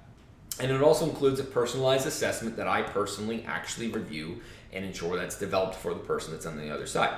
Okay, so it's $6,000. The profit margin's I'm making $4,200 on profit after delivery costs and all those different types of things. And that's essentially my core offer. Like, that is what I can sell. I can sell a lot of it. I can't go to the moon with it, right? I can't sell $20 million worth because there's only one me on personalized assessment. But it doesn't require one-on-one coaching with other coaches. It doesn't require other coaches being in the group program. It has advisors that are coming and doing little Q&A sessions and training sessions. But overall, they're consuming 90% of my own content. They're taking the strategy that I'm actually helping them with, and then they're moving through in that way. Okay, and so what I realized is if you outsource the coaching, you create a massive number of problems, including the fact that when you scale, you get less results, right? And so, because you might get a coach that is good, right? But trying to get more than one coach that's good is not easy. And now you're in the talent management business. And now you're in the coach management business. And now you're in a totally different business that as you scale, that coach now needs to make more and more and more money, right? And now you rely on them more. I was talking to a person the other day, they got 5 coaches. They're all getting paid 6 figures a year. I'm all for people getting paid 6 figures a year, all for it. But guess what is now happening, right? Now that person now has a business that can't scale without more coaches, and those coaches want more and more and more and more and more money, and she now has reliance upon those people, okay? And of course, every business is always going to rely upon its people, but you don't want, unless you're ready to scale to 10 million a year, when you're at the less than, let's call it 3 million, 2 million, I would rather have a massive amount of demand by having a really good marketing, having a higher price than your competitors, but having less people in the actual program. Okay, so instead of saying how many people can we get in, it is, you know what, we can bring 20 people in this month, we can bring 20 people in next month, and essentially develop demand. Right? When somebody comes to me, I have another version of Modern Business Academy Plus that includes a 30-minute phone call with me. It's 14,000 instead of 6. There's only 7 that can be sold per month. All right. Right now, I think I'm out until maybe August. Right. So those people paid the money, they're in, and their phone call is scheduled for in the future. Right. If you buy it right now, you're probably going to be buying it for August or September. I have created a situation where I don't have to have a coach on the phone, I don't have to have a team on the phone, and it allows me to be able to maintain high margins. It also allows me to make it so that I don't have to market that program. There's no ads that talk about Modern Business Academy Plus. There's not even really emails that talk about Modern Academy Plus. Right? Because my audience offers bring in applications, my marketing brings in applications, that is just overall marketing for the personal brand, and then I'm like, okay, well, hey, you're good for Modern Business Academy Plus, you're good for VIP, you're good for Accelerator. Gianna does all this for me, not myself, but Gianna, and this is something that, of course, can be outsourced. All right? And so this also allows us to make it so that there is actual transformation, right? That you understand, that you know that can actually happen, and there is always going to be a limit to how much transformation this model, a group model, is actually able to do. but there's only so much that we can do. There's only so much we can do where we can actually serve others, have intimacy so that person has transformation, and that works for us, which then comes into the final offer, which is the freedom offer, right? Or the stress-free offer. The stress-free freedom offer is saying, I have information, I have intellect, I have community that is incredibly valuable, and it's not coaching. It's not really coaching, right? There might be a little bit of a coaching component into it. So my lowest level of Modern Business Academy, this is unreleased right now. We're about to release it in the next little while. It really includes an amazing community, includes group sessions, includes all of my content, right? And essentially it's $1,000 for a lifetime. Right now it'll be $2,000 in the future, or $97 a month. Okay, I haven't released that yet. You can't get access to it at the moment. All right. But that I can scale it as many. The truth is, the more I scale that, the more valuable it becomes, because there's community aspect. More money is going to make it so that I can put more money into the content development, more money into actually having experts there, more money into doing like an event where all these people can gather and connect with each other. Okay, and so that then allows me to think about it. This is a very profitable channel on the business that pays for all my expenses. It pays for all my expenses, so it serves me. Right, I'm happy to show up for it. And then all the people that are in there are able to get a lot of value from it. And then it also builds you a consistent basis of new people coming in and upgrading to your higher level, your group program, your core offer, or your intimacy offer. What happens though, people try to do this too early. People try to follow the dragon of leverage in 5 hours a week. But here's the issue that people have, okay? People look at me, or they look at some other person that have been able to become successful, and they try to copy their model without going through the steps that it took to get there, right? That is the core problem most people have. Most people don't look at the fact that I've been an entrepreneur since I was 7 years old, had my first $1 million business by the time I was 16, and have had literally dozens of 7-figure plus businesses at this point. Right? Like I sleep, breathe, I can create a 7-figure business pretty much in my sleep at this point. Okay? And so, but that happened over iteration and iteration and iteration and iteration. So what do people do? They're a new coach 2 years, 3 years, 5 years in, and they're trying to copy my model without having the experience, the time, the money, the resources, the influence, the audience that I have, and then they fall flat. And so the problem is we got people out teaching how to get to the $95 a month model, saying, hey, listen, that's where the freedom is. Well, listen, if you only got 19 people paying you $97 a month, and you got to show up for what it takes to be able to build this, and now you can't outsource pieces, and now you got to be the one doing it, and you're working a ton for $100 or $1,000, $2,000, $3,000 a month, you're going to be in trouble. It's an out of alignment energetic exchange. All right. So to recap this, we have 4 core offers. We start with intimacy. We take that money from intimacy, and we're able to take care of our bills, take care of all the things that we need to do, and we push all the profitability into being able to build an audience. By building an audience, you increase your energetic capacity, you increase your ability to serve and to give value. You're bringing people closer and closer and closer to you, which then brings them to the fact of being able to launch a core offer effortlessly and seamlessly. From doing this, it now creates an automatic system to be able to bring more and more people from here to here, right? From the audience to the core offer, right? As well as the core offer to the intimacy offer, right? Upgrading people.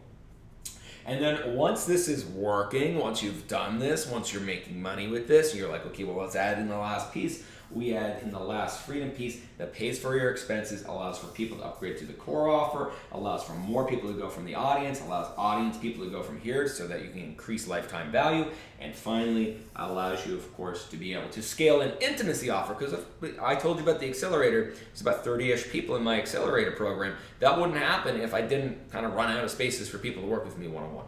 That is pretty much the bulletproof.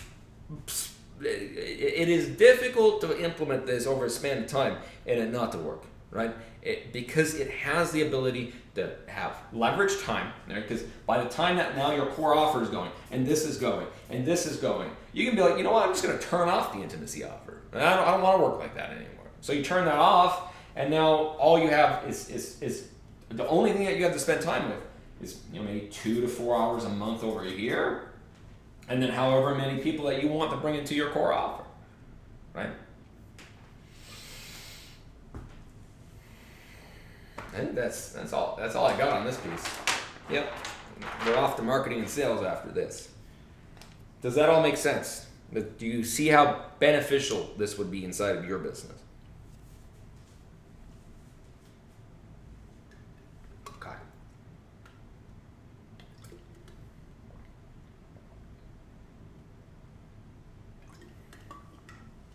I always love seeing over-delivering on the value.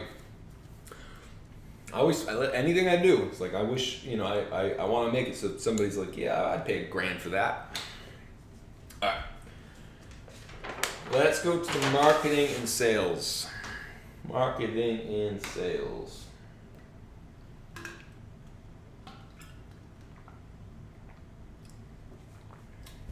So, all that's great and fine, right? But the question is always going to come back to, like, where do I find these people? I mean, how are people coming into my business? Now, if you already got your marketing figured out, then, I'm gonna share some stuff that probably will be effective for you. But just by changing the back end, the way that I just told you, is going to drastically change your whole business, your whole life.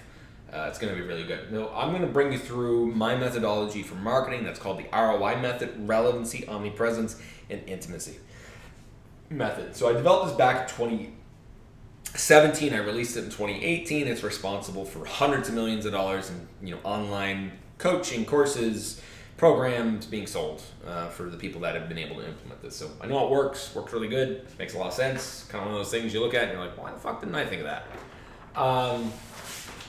So let's just go into relevancy. I'm going to overview this. If you really want to go deep on this stuff, you can buy my workshop, my $95 workshop, the 5-day marketing workshop. Or at the end, I'll give you an opportunity to be able to get that for basically free. And I go like a whole day, 2 hours into relevancy, a lot more deep than I'm going to go today. So relevancy comes down to this. Relevancy comes down to knowing who you're actually talking to. Most of the people don't actually know who they're talking to. They think they know who they're talking to. Or because of scarcity, they're wanting to talk to everybody. Right? Because scarcity says, well, hey, listen, if I talk to 1,000 people and I'm broad, then maybe they'll come to work. I don't want to say no to this person or that person. Well, when you have a small audience, right? When you're starting out, you have less than 100,000 people. You can call 100,000 people in your audience, which is most people. You need to be specific. You need to be like, this is what I do, which also goes down to positioning. Being able to easily and effectively understand how to make it so that somebody actually wants to work with you, positioning yourself from an authority perspective. So, I could go and say I'm an online marketer, right? And I could make the same $100 an hour that every other online marketer makes, which is great money. That's fine. Or I could say, back in 2016, 2017, I was like, well, I help through online marketing. I help businesses scale past 6-7 figures, and then that turned into being able to help entrepreneurs scale past 7+ figures. I don't talk about online marketing in my positioning. I talk about the result. Here's what happens when you do this. Well, does someone want an online marketer, or do they want to have $1 million business?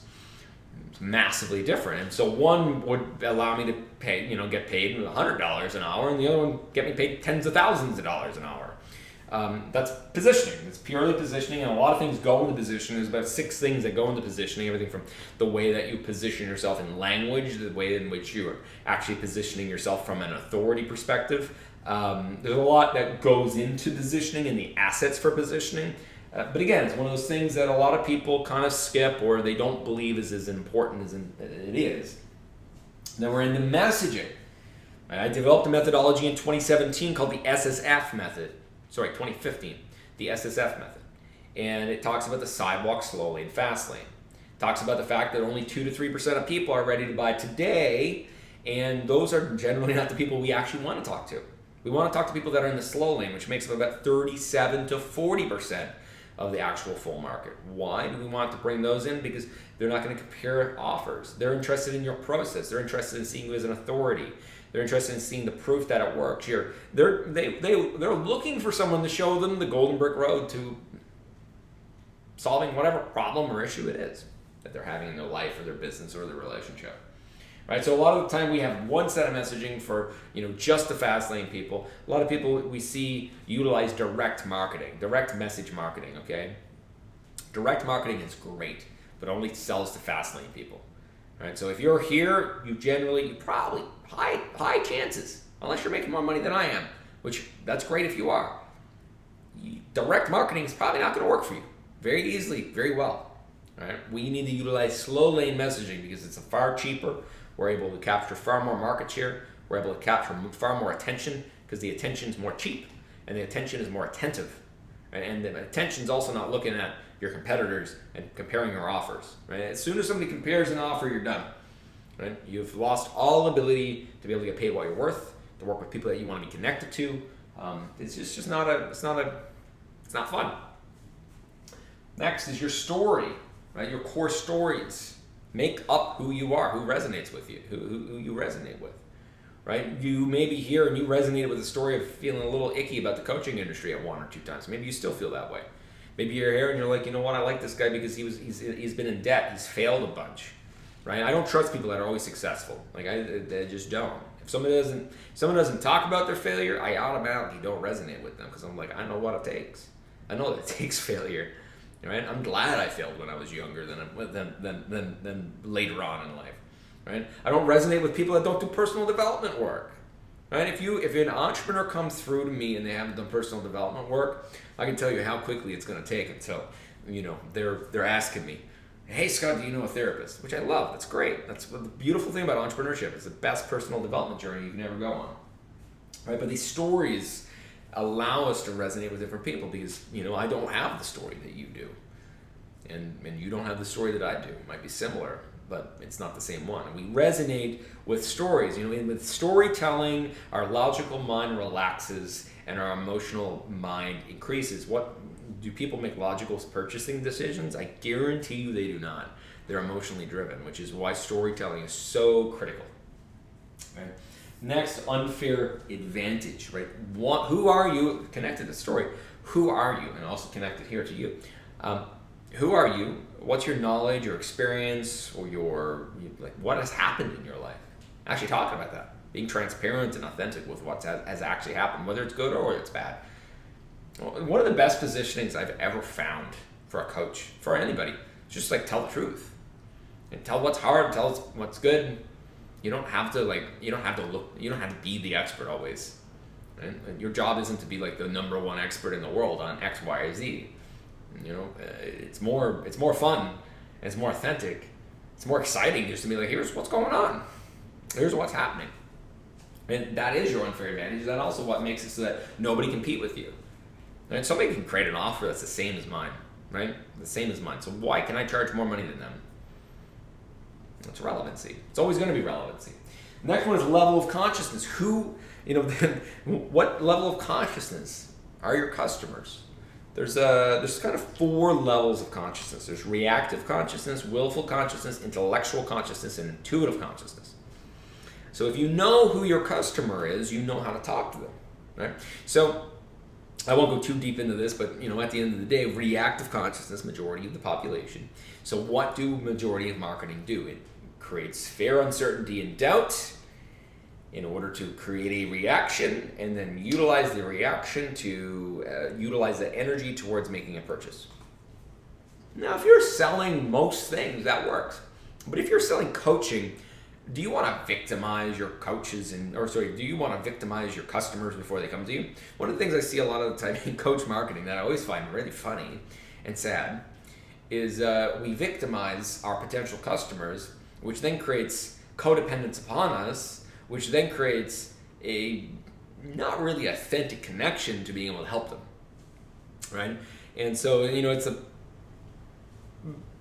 happens a lot because most marketing is taught for the reactive consciousness. But let's say that you are selling to the intellectual consciousness. So if I'm selling to the intellectual consciousness, which I don't do a lot of, we want case studies, we want analysis, we want science, right? We want science. How does this work? What's the analysis, right? People that are reactive, they care about what they have, right? Oh, look at my shiny watch. Look at my cool shoes. The willful conscious, they care about what they do. I can get through it. I can do it. I got 12 hours, let's do it. I can work 18 hours a day, no problem. The intellectual consciousness, they care about what they have done, what they've accomplished. Look at my awards. Look at this. Look at that.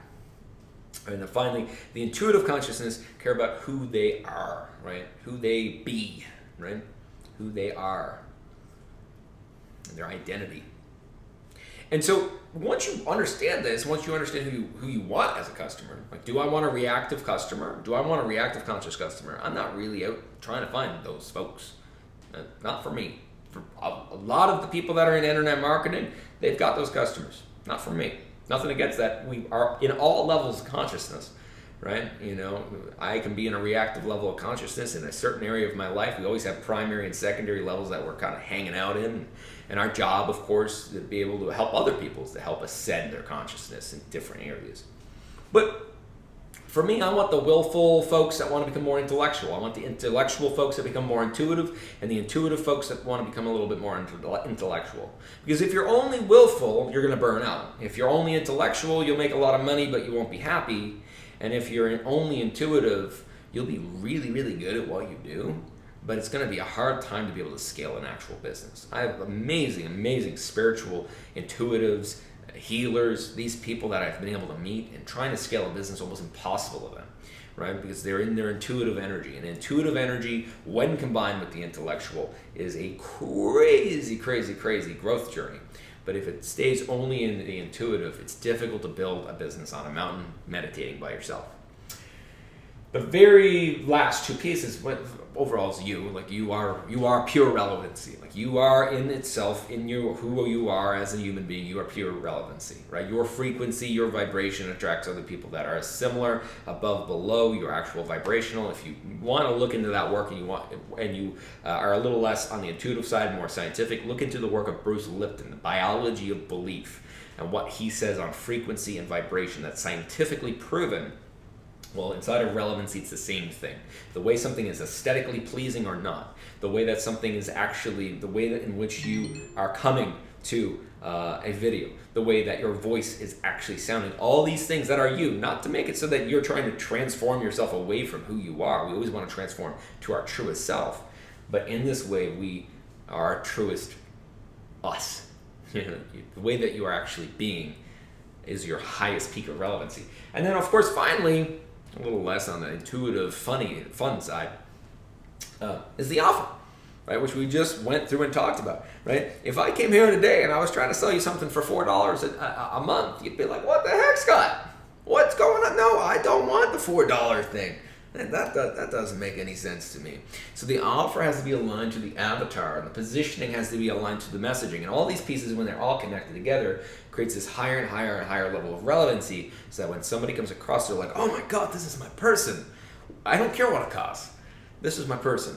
And that is what we want to create. So most coaches become coaches and are successful at the first $20,000 a month because of pure intimacy. Like, this is the real, and it makes sense, right? Because intimacy, what is coaching? Like, what is coaching? What is mentoring? What is helping people's transformation? It is allowing someone to be seen a lot of the time for the first time. Allowing for someone to see themselves, to see their shadow, to see their light, to see who they are, right? To see their better selves, to see the transformation in the future, and then be able to merge it to the current. I mean, coaches and mentors make money by essentially providing the value and the help of being able to bring someone from where they are today to their future self. It's the gap in between. That is how we're paid. And so intimacy, so when I talk about relevancy is great, but most coaches, they succeed at the beginning because of intimacy, because they're able to, in their one-on-one interaction, they're able to, because it's what they love to do, what you love to do, is to be able to connect with someone, to be curious about someone, to allow someone to feel seen and heard and have a deep level, heart level of empathy, right? And when we do this, people are like, wow, I haven't felt that before. Wow, I'm really struggling over here, but this person gets me. Like, this person gets me. And when someone feels like they get you, right?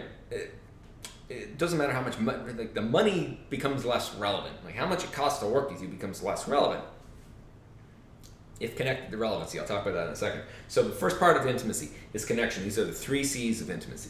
Then the second is conversation, right? So if we're able to allow someone to feel us, our heart, who we are, we are past our ego, and then we are able to then bring in the conversation to allow that person to feel connected, right? Conversation, connection kind of happen side by side, and we're able to allow that person to wake up and have that moment of, I feel like this person can help me. Right? This is why majority of coaches are able to get the start momentum, that somebody's willing to pay them from the get-go. And then finally, we bring in community. Well, it's one thing to allow someone to feel connected to you, but you bring a bunch of people together that all feel that are all in that same kind of vibe. They're gonna be like, wow, I'm here, I'm in. This is my home. This is my people. Right? You create that moment of relevance. So first you create relevancy. If you create relevancy and intimacy together, you create the ability for people to pay you what you're worth and feel connected to you. And then further than that, you're able to create a lot more momentum. So a lot of people have intimacy before they have relevancy, right? Because intimacy is just being curious. Like a lot of people are naturally good at this. Like my wife, Liddy, amazing to be able to allow someone to feel connected and have a conversation. I've had to spend a lot of time understanding how to do this. Like just purely honest. I'm naturally an introvert. I'm also like, I was never really had that much social intelligence even when I was a kid. I think maybe some of the learning disabilities made it so that I couldn't read until I was later, maybe affected that. And then I was a bigger kid. So a lot of people didn't talk to me, and I also lived away from where all my friends were. I was in the middle of nowhere on 10, 12 acres of land. And so I had a lot of these things. So this is something I had to work on, right? This is something I definitely have had to work on over the last 5 years, and still very much work on every single day, right? When being in person with someone one-on-one and kind of feeling that nervous anxiety of right? And allowing you to relax instead of being kind of feel that nervous and that anxiousness, right? And so intimacy then connected with relevancy makes it so that when somebody talks to you, they already have the context of how you're important to them. So this is how people go around all day. People go around all day subconsciously thinking about what's your importance to me, right? Especially in a business setting, particularly in a business setting.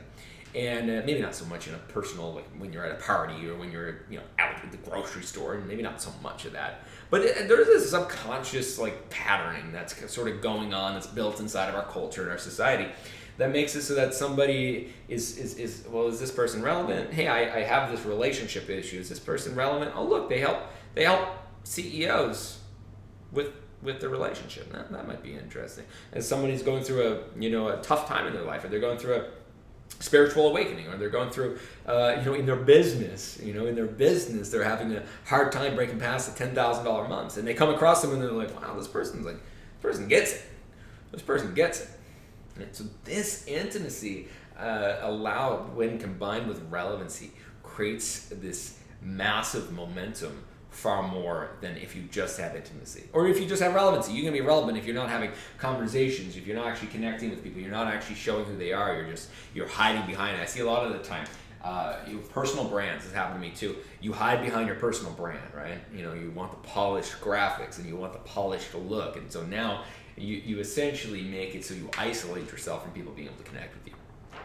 This is actually why these workshops work so well, because that can happen for me even, right? I can get behind the the polished email with the grammar that's right, and I can kind of look like this. Your mind creates this idea when you see momentum for someone. So one of the reasons why workshops work so well for me is because it allows me to create and craft this community and connection and conversation very quickly in an interactive environment, which is why I love the audience offer so much. It allows you to build this intimacy that just can't happen on an Instagram video or the Instagram feed or TikTok or even email, for that matter.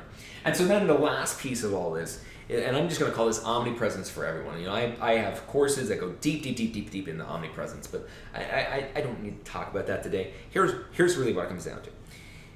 Every single day in 2013, so I graduated with a terrible English. I failed English, and I was never good at it. I learned how to read. How I learned how to read? I learned how to read when I was playing Pokemon, and I started programming. Right, I was better. I sold eggs when I was 7 as my first business. You didn't have to read for that. And so I come from a small town in Newfoundland. Nothing against that. It was just the fact that I was having a hard time being able to read and learn. And so, as time went on in 2013, I had this sort of like feeling that I need to write. Like I have things in me that need to come out, and I wasn't that good at video at the time, and I wasn't good at writing, so I hired somebody to help me write, and they got me to write 2,000 words a day. Right? And so from the time of 2013 until the time of about 2017, 2018, I wrote 2,000 words a day every single day. Now most of that stuff was never ever published because it was terrible, right? But it was just me just writing and writing and writing. And so, people, are like, well, how do I build an audience, or how do I build momentum? And I see it every day. I go in my memories on Facebook, and I'm like, wow, one person liked that 5 years ago, 6 years ago, 7 years ago. Omnipresence is you just being able to wake up in the morning and say, you know what, if I had $1 million in the bank and 1 million people following me, what would I tell them today? That's it. If I had $1 million in the bank, if I didn't have to care about money and get paid, and I didn't have to care about the fact that nobody might see it, what would I do? It doesn't matter if one person sees it, people see it, 5 people see it. You putting your content out into the universe expands the universe. What happens when we expand the universe? It expands us. Right? It is a mirror. The universe is a reflection of who we are.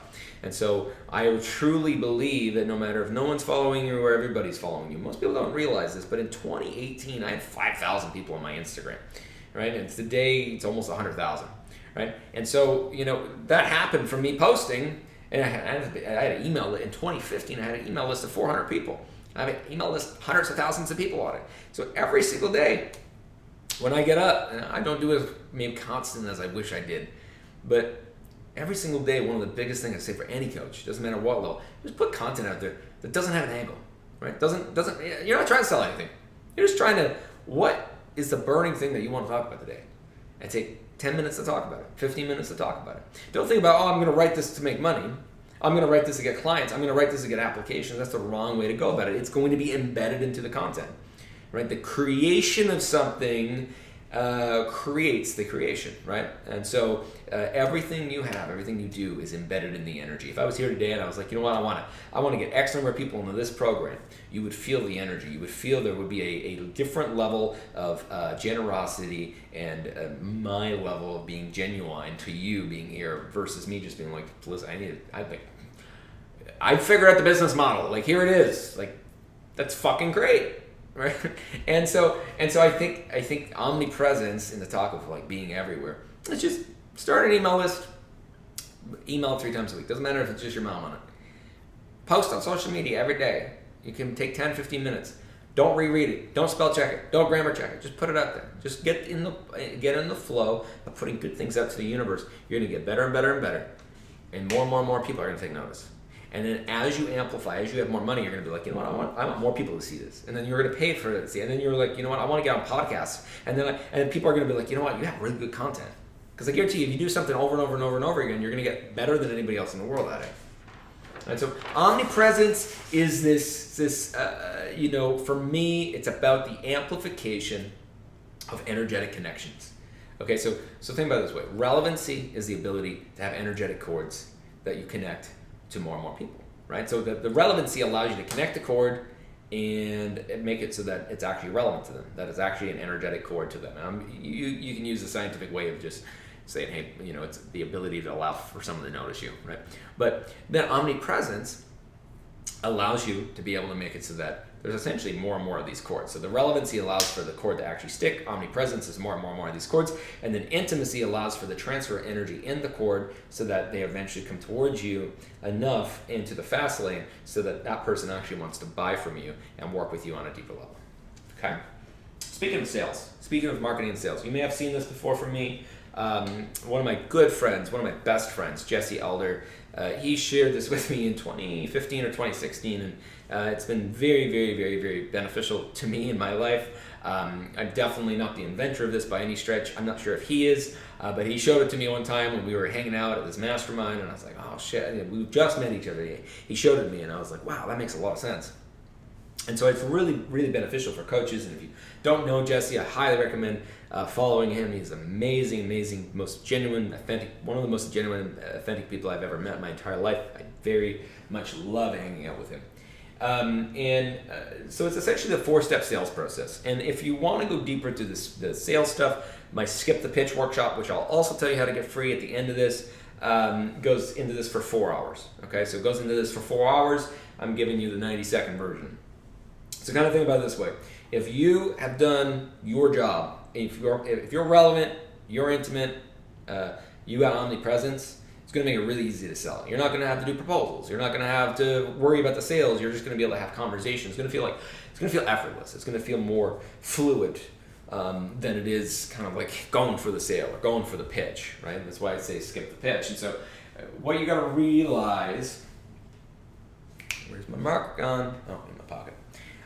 What you got to realize is that as a coach, particularly, I always teach this to everybody, but as a coach, every person that, a coach or mentor, whatever it may be, every person that comes to you, regardless if they buy from us or not, we want them to get here. We want them to get to a commitment of a decision. Either they're going to do something or they're not. Either they're going to level up or they're not. Right? We're either helping them, they either are choosing to ascend or to stay the same. All right? So we're always either ascending, staying the same, or descending, right? When it comes to our level of consciousness. Right? And everything is either increased or it doesn't matter if it's the chocolate bar, the pizza, the salad. It doesn't matter if it's the type of car we drive. Everything we have, the clothes that we actually have. I'm very particular on what I wear, the exact fabric of what I wear, where it's sourced from. Everything, the water, where my water actually comes from, my water bottle, where everything affects our energy. And so there is, in my opinion, when we're on a sales call is a spiritual activity. In my opinion, it's a spiritual activity. And when I look at it, it is getting someone not to say yes or no to you. That's how we take it. That's how we process it. But if we really observe it from a third party, we were able to get outside of our body for a moment and see what's actually happening. What we're really trying to do is allow somebody to understand deeply their pain, understand and get clear about what they actually want, understand what's stopping them from doing that, and then then being able to get them to a commitment separate from getting them to buy from us. Right, so I have lots of people all the time that have come to me and said, "Well, here's where I," and we get to the end. They made a commitment, but it wasn't to me. Right? They made a commitment to what they're currently doing. They made a commitment to somebody else. They made a commitment to themselves. They made a commitment to their wife or husband or whoever they're with. Right? And so my job always, my belief is, we're getting somebody to commit to themselves something. Now, I have unattached. You have to enter a sales conversation being unattached to where the commitment lies, only attached to the fact that you were put in their life for some reason to help them on their path. And if you go into every sales interaction, if you go to every sales call with that level of unattachment, right, but that level of desire to help somebody commit to what they need to do in the next level of their life, I guarantee you're never going to get off a sales call and feel depressed. You're never going to be out of a sales call and be like, I wish I got that person. Right? You're always going to feel, wow, I got off that phone call, I helped change their life. Right? Having the attitude, I don't have any tattoos, but if I had one of them, I would have something that says something along the lines, I don't let somebody not have a better life because I was in their life. Right? Something along that line. I've had that since I was a kid, some level of desire wanting to make people's lives better because I'm in it. Right?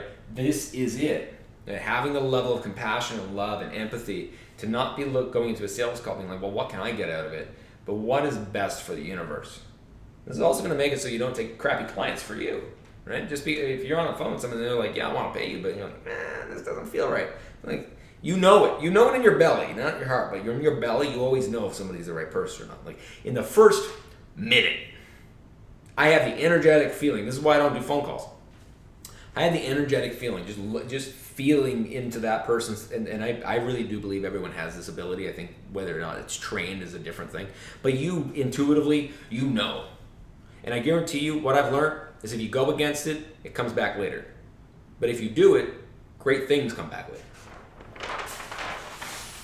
All right, so I went through that quick, but that's my whole high level, super duper high level version of my ROI method. Does that all make sense? Scott is an Enneagram 3 with a 7 wing. Whoever asked that.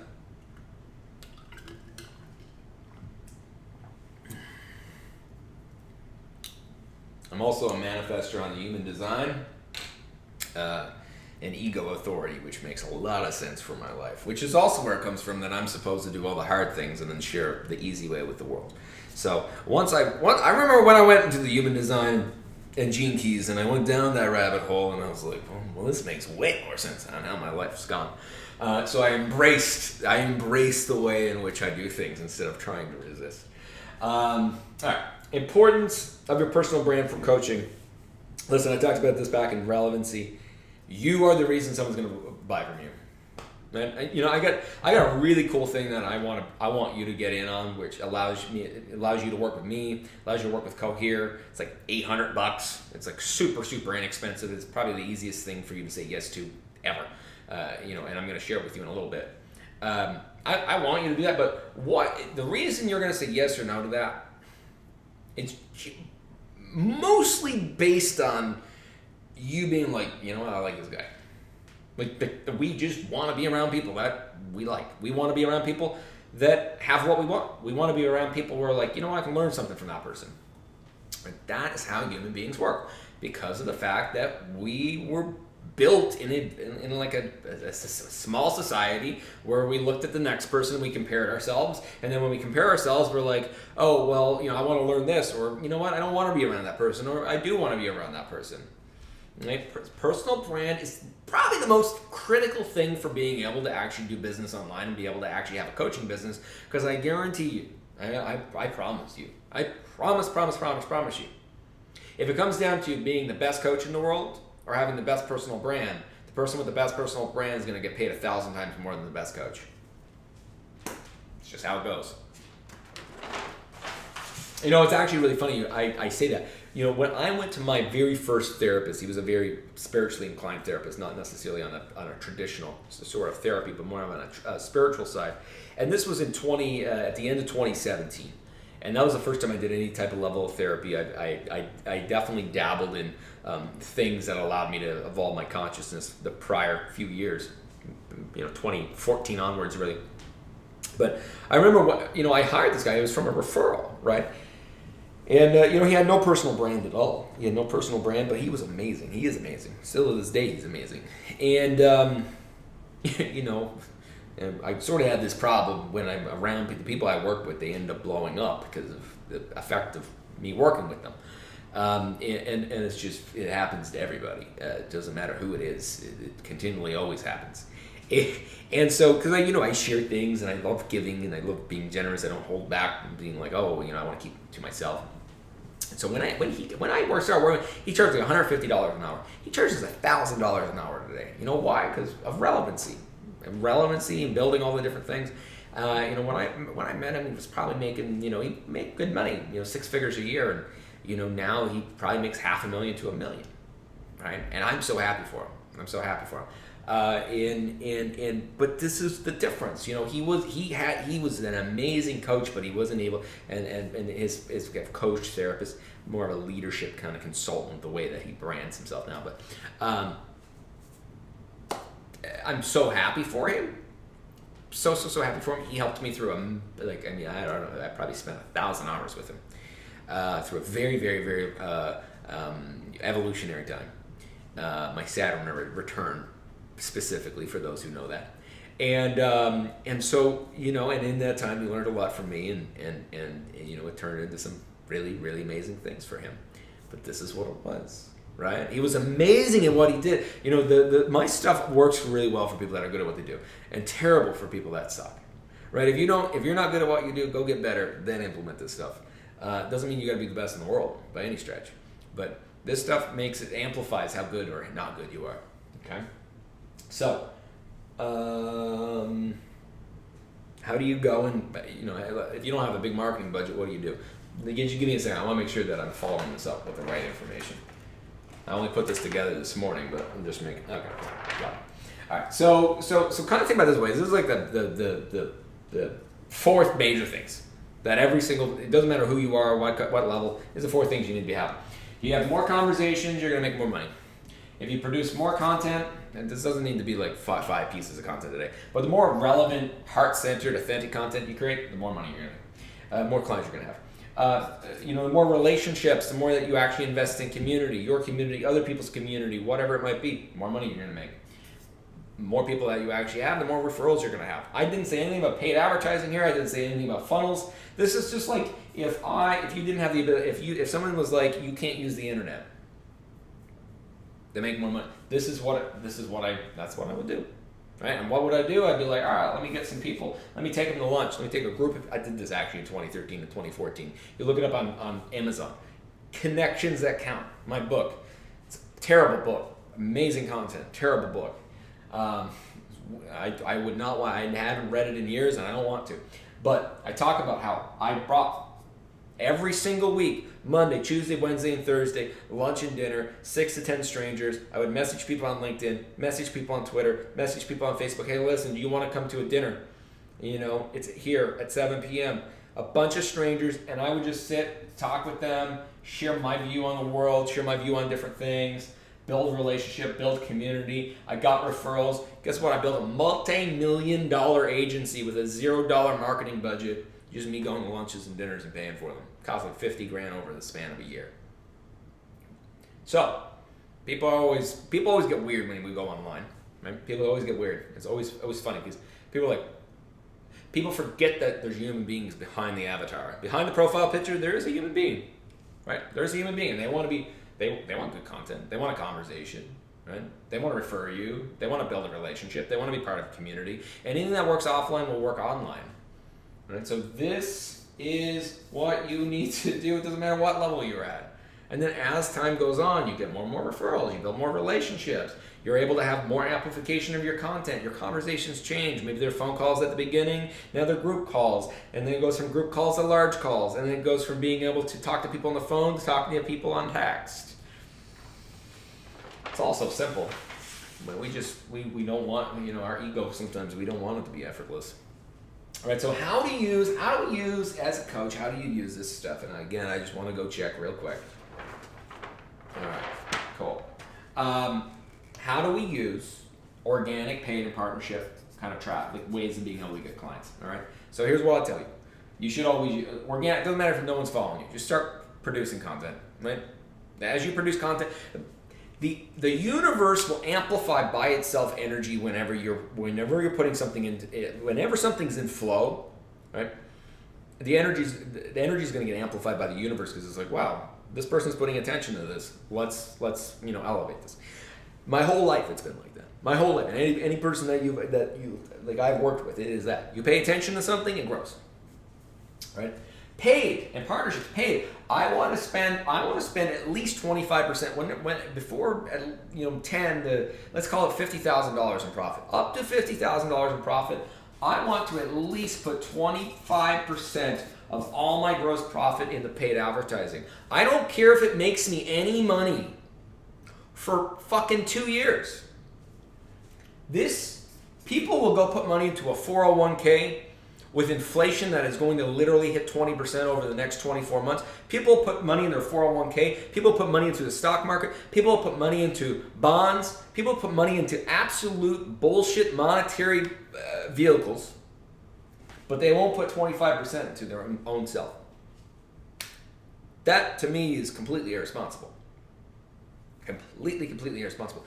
But you know what, right? Because we're like, well, where's the money go? What's the return on investment? And you know what my answer has been for the last 5 years? I don't care what the return on investment is. If you put my content and you put me in front of somebody enough times, they're going to be like, wow, I need to work with this person. Guaranteed, I believe in myself enough that I know I'm going to get a return. And guess what? I have. Really good one. So I don't look at return on investment on paid. I just know the money got to go there. Of course, once you get your audience offer, you just want to scale that. That's one of those things that you can just scale to the moon. So as long as you're getting a little bit of money back on the audience, just keep on scaling that. All right, people keep money in a bank account because it's a false sense of security, right? Having an audience, that's my highest level of security. And of every investment I have, everything is purely the relationship I have with hundreds of thousands of people that I've built over the last 6 years. That is my most valued asset, right? Take the money, take investments, anything else, I would rather have my audience that I've built. If you were like $10 million or your audience, $10 million or the audience goes away. Audience. Because over the next 5 years, I can make 50 million. Because I know I can deliver value. I know I have value for people. Right? And the last thing, partnerships. And this doesn't matter if it's a podcast, partnering with other people. I had one person come to one of my programs back last year, March. I think she was making like $5,000 a month in her job. And she's made $500,000 since last year up to right now. She just joined my accelerator program. Like $500,000, some just below it. And she did it almost purely on partnerships, right? But you know what? It took her going to success. A lot of people we think we'll post here, we'll build a funnel, we'll do Facebook ads, we'll sit back, we'll go manifest, 6 hours in the park. Nothing against manifesting, I love it. And then we'll just wait for the success to come. Hell, that doesn't. I mean, it works sometimes, not always, not most of the time. What we need to do, partnerships. It doesn't matter if it's a joint webinar, webinars, giving value to other people that can help you in your life, right? Without this expectation, right? So how to use all these. What happens in organic? This is what's going to happen in organic, right? You're not really going to have a whole lot of stability. 1 month you might get 2 clients from social media, another month you might get none. Paid is this kind of steady upward trend, right? And then partnerships is this kind of wild, hey, 1 month might be great, the next month nothing happens, right? So you want to add all of these to create more stability inside of where your clients are actually coming from. So let's talk about the back end.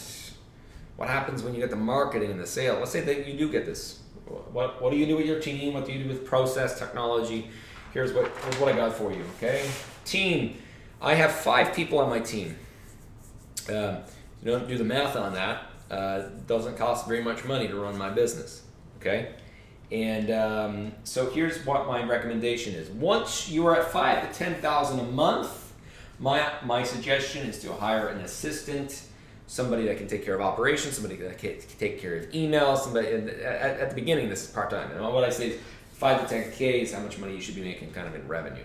Now, if they can do tech, that is an added bonus, and I'm happy to pay extra money for that. But you don't really need that necessarily until you're at about 10K plus, because today particularly, I'm going to offer you Coherent, amazing way to get in for a year.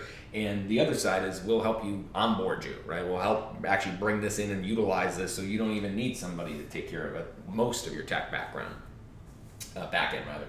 And then later on, once you're at 15, 20, 25,000, I always recommend people doing their own social media, their own ads, their own everything. But once you're at around 20K plus, 20 to 40K, depending on your profit margin, you want to hire someone to be able to manage your social / your advertising.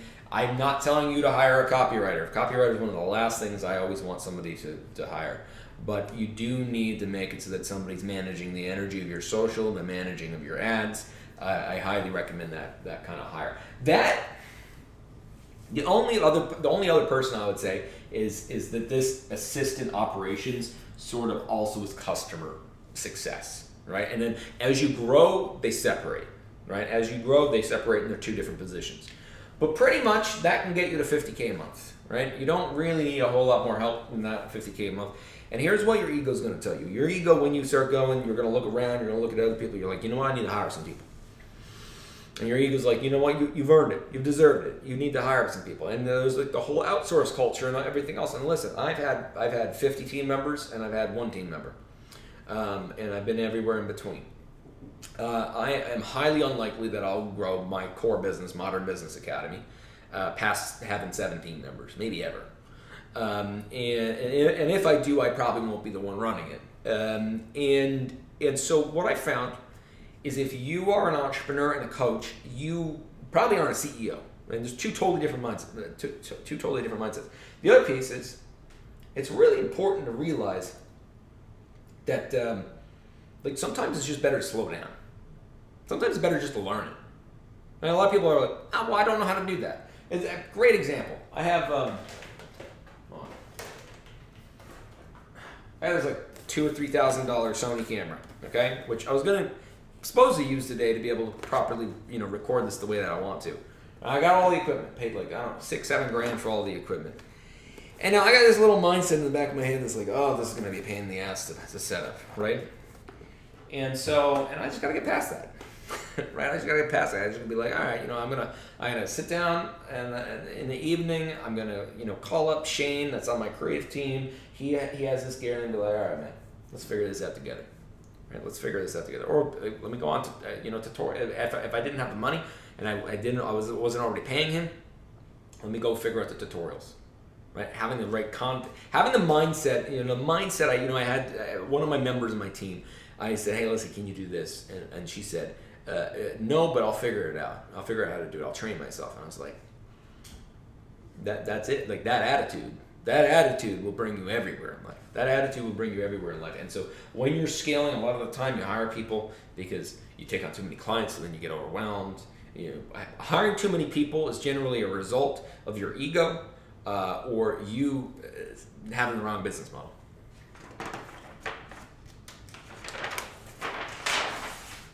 So then we got technology. Now, I generally skim over technology, but listen, when Cohere came to me, when Paul came, Annette actually messaged me. This is how this all happened. Annette knows my wife a little bit, and then she messaged me on Instagram, and then connected me to Paul, and then I see Cohere. And at the time, it was a little bit more early stages than it is today. It's a really great piece of software today. But here's what I saw. Okay, here's what I saw. So community. So if you have a group program one-on-one, you're gonna have to have a community. So most of the time you use Facebook. Sometimes you use Slack. My higher end program, I use Slack, and it costs me like $10 a user. So it's $300-400 a month. For my other programs, it's in Facebook. But then I gotta deal with ads, and I gotta deal with all the other things, and it's just not an optimized system, right? Then for technology, for a checkout, right? I use Sam Cards, like $200 a month. Because I have so much volume on digital products and everything, I'm going to keep it. Right? But most people that do group programs, most people that do one-on-ones, those different types of things, you need something that allows for a shopping cart function. Do you need to be paying $100-200 a month for it? Yeah, probably not. Then you also need a calendar booking software, right? I pay $15-20 for Calendly. We have multiple accounts, so that's multiplied. And then a CRM, right? A client relationship management piece of software. And then you need Zoom, right? And for video conferencing. And then you also need messaging, the ability to message back and forth, right? You don't necessarily, when you're working with someone besides one-on-one, they shouldn't be texting you. They shouldn't be DMing you. But you want it in a centralized location. And so these are just some of the things. And if you add this up, this starts to become, for most coaches, $200, $300, $500 a month. And so when Cohere came to me, it was really funny because I was like, oh my God, this solves all the problems. This solves all the technology problems. So it's like you also have to have Zapier to integrate all this stuff, and then it becomes a mess, right? And so from a technology perspective, I'm just going to tell you is you just got to get Cohere. It is going to save you a ridiculous amount of time. I'm going to talk about how you can get it in a minute. But from a technology perspective, you either have all this, and then you generally need somebody to be able to manage it all because something goes down or something changes or integration, locks out. Cohere is going to save you money, and you're not going to have to really hire anybody to be able to set it all up. And we also allow for you to kind of essentially get onboarded. So the equivalent of showing you how to set up the camera. All right. Technology, and now we're back to the actual scaling piece. We're almost done. I don't know what time it is, but I feel like I've been going for a little bit. So how do you successfully scale? Let's say you got the system, let's get the marketing. This is what I found.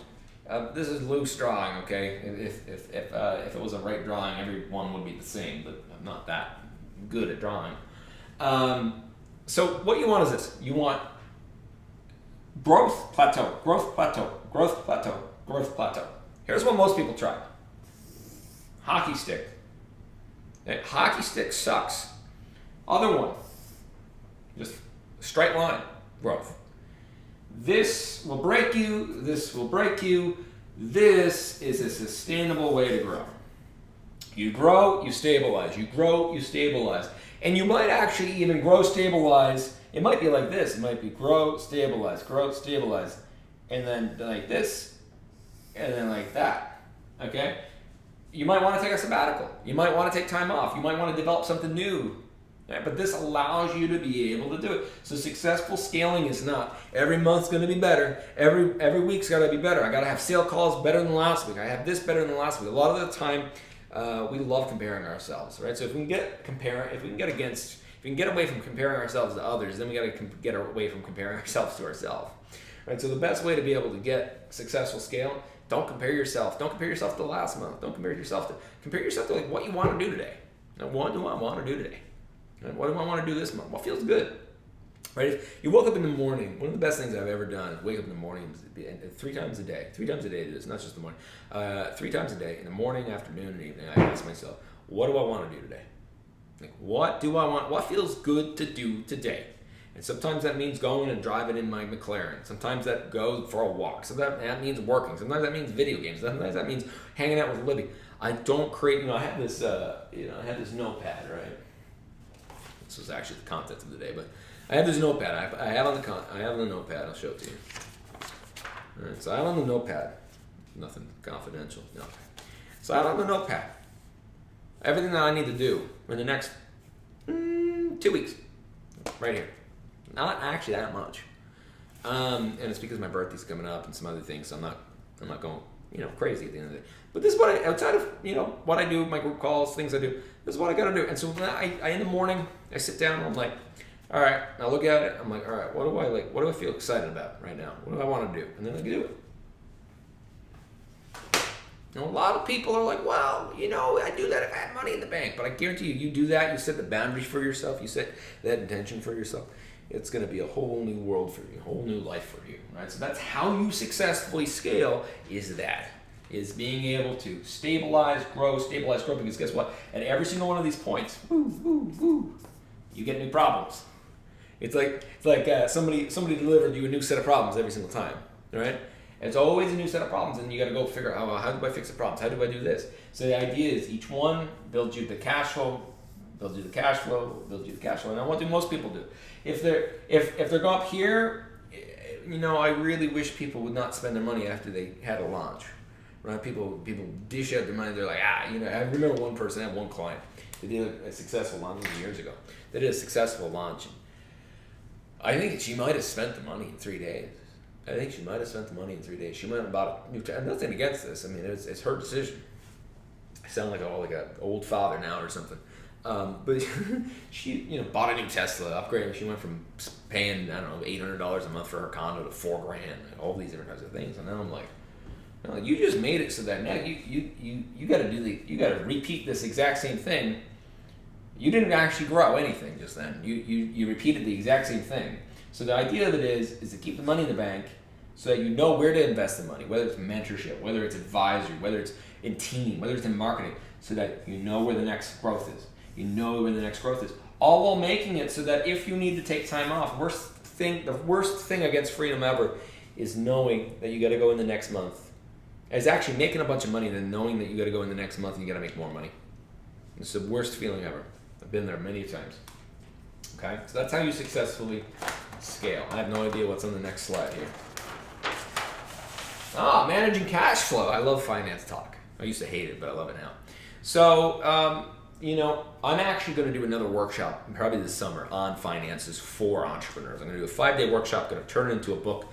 I have a book that I'm writing, $1 million in the red. So talking about my debt stories and about 30 to 50 lessons that I've learned about entrepreneurial finance. So here's just some overall things. If you're in debt, I know it's hard because society makes it bad. Just every morning, allow yourself to release the attachment that defines you, that matters as much as you feel like it matters. Okay, if you're in debt today, know that entrepreneurs live in the exponential, not the linear. Okay, so what does that mean? Well, in a traditional environment, you start making $30,000 a year or $40,000 a year, and the next year you make $41,000, the next year you make $44,000, and the next year you make $46,000, the next year, and 30 years later you make $80,000, which pretty much just at the end of the day, most people just hedged against inflation, right? They don't realize that, but that was pretty much how it worked. All right, so their 45,000 their 80,000 has the same much buying power as their 45,000, but they don't really necessarily realize that too much. And so, but look at an entrepreneur. You can make 0 the first year, 2,000 the second year, 5,000 the third year, and 500,000 the fourth year. We live in an exponential time. We live in an exponential world, and there's no preset of how much money that we can actually make. It is only tied to our ability to deliver, distribute, and amplify our value. That is how we are paid, and that is how we depict how much money we actually make.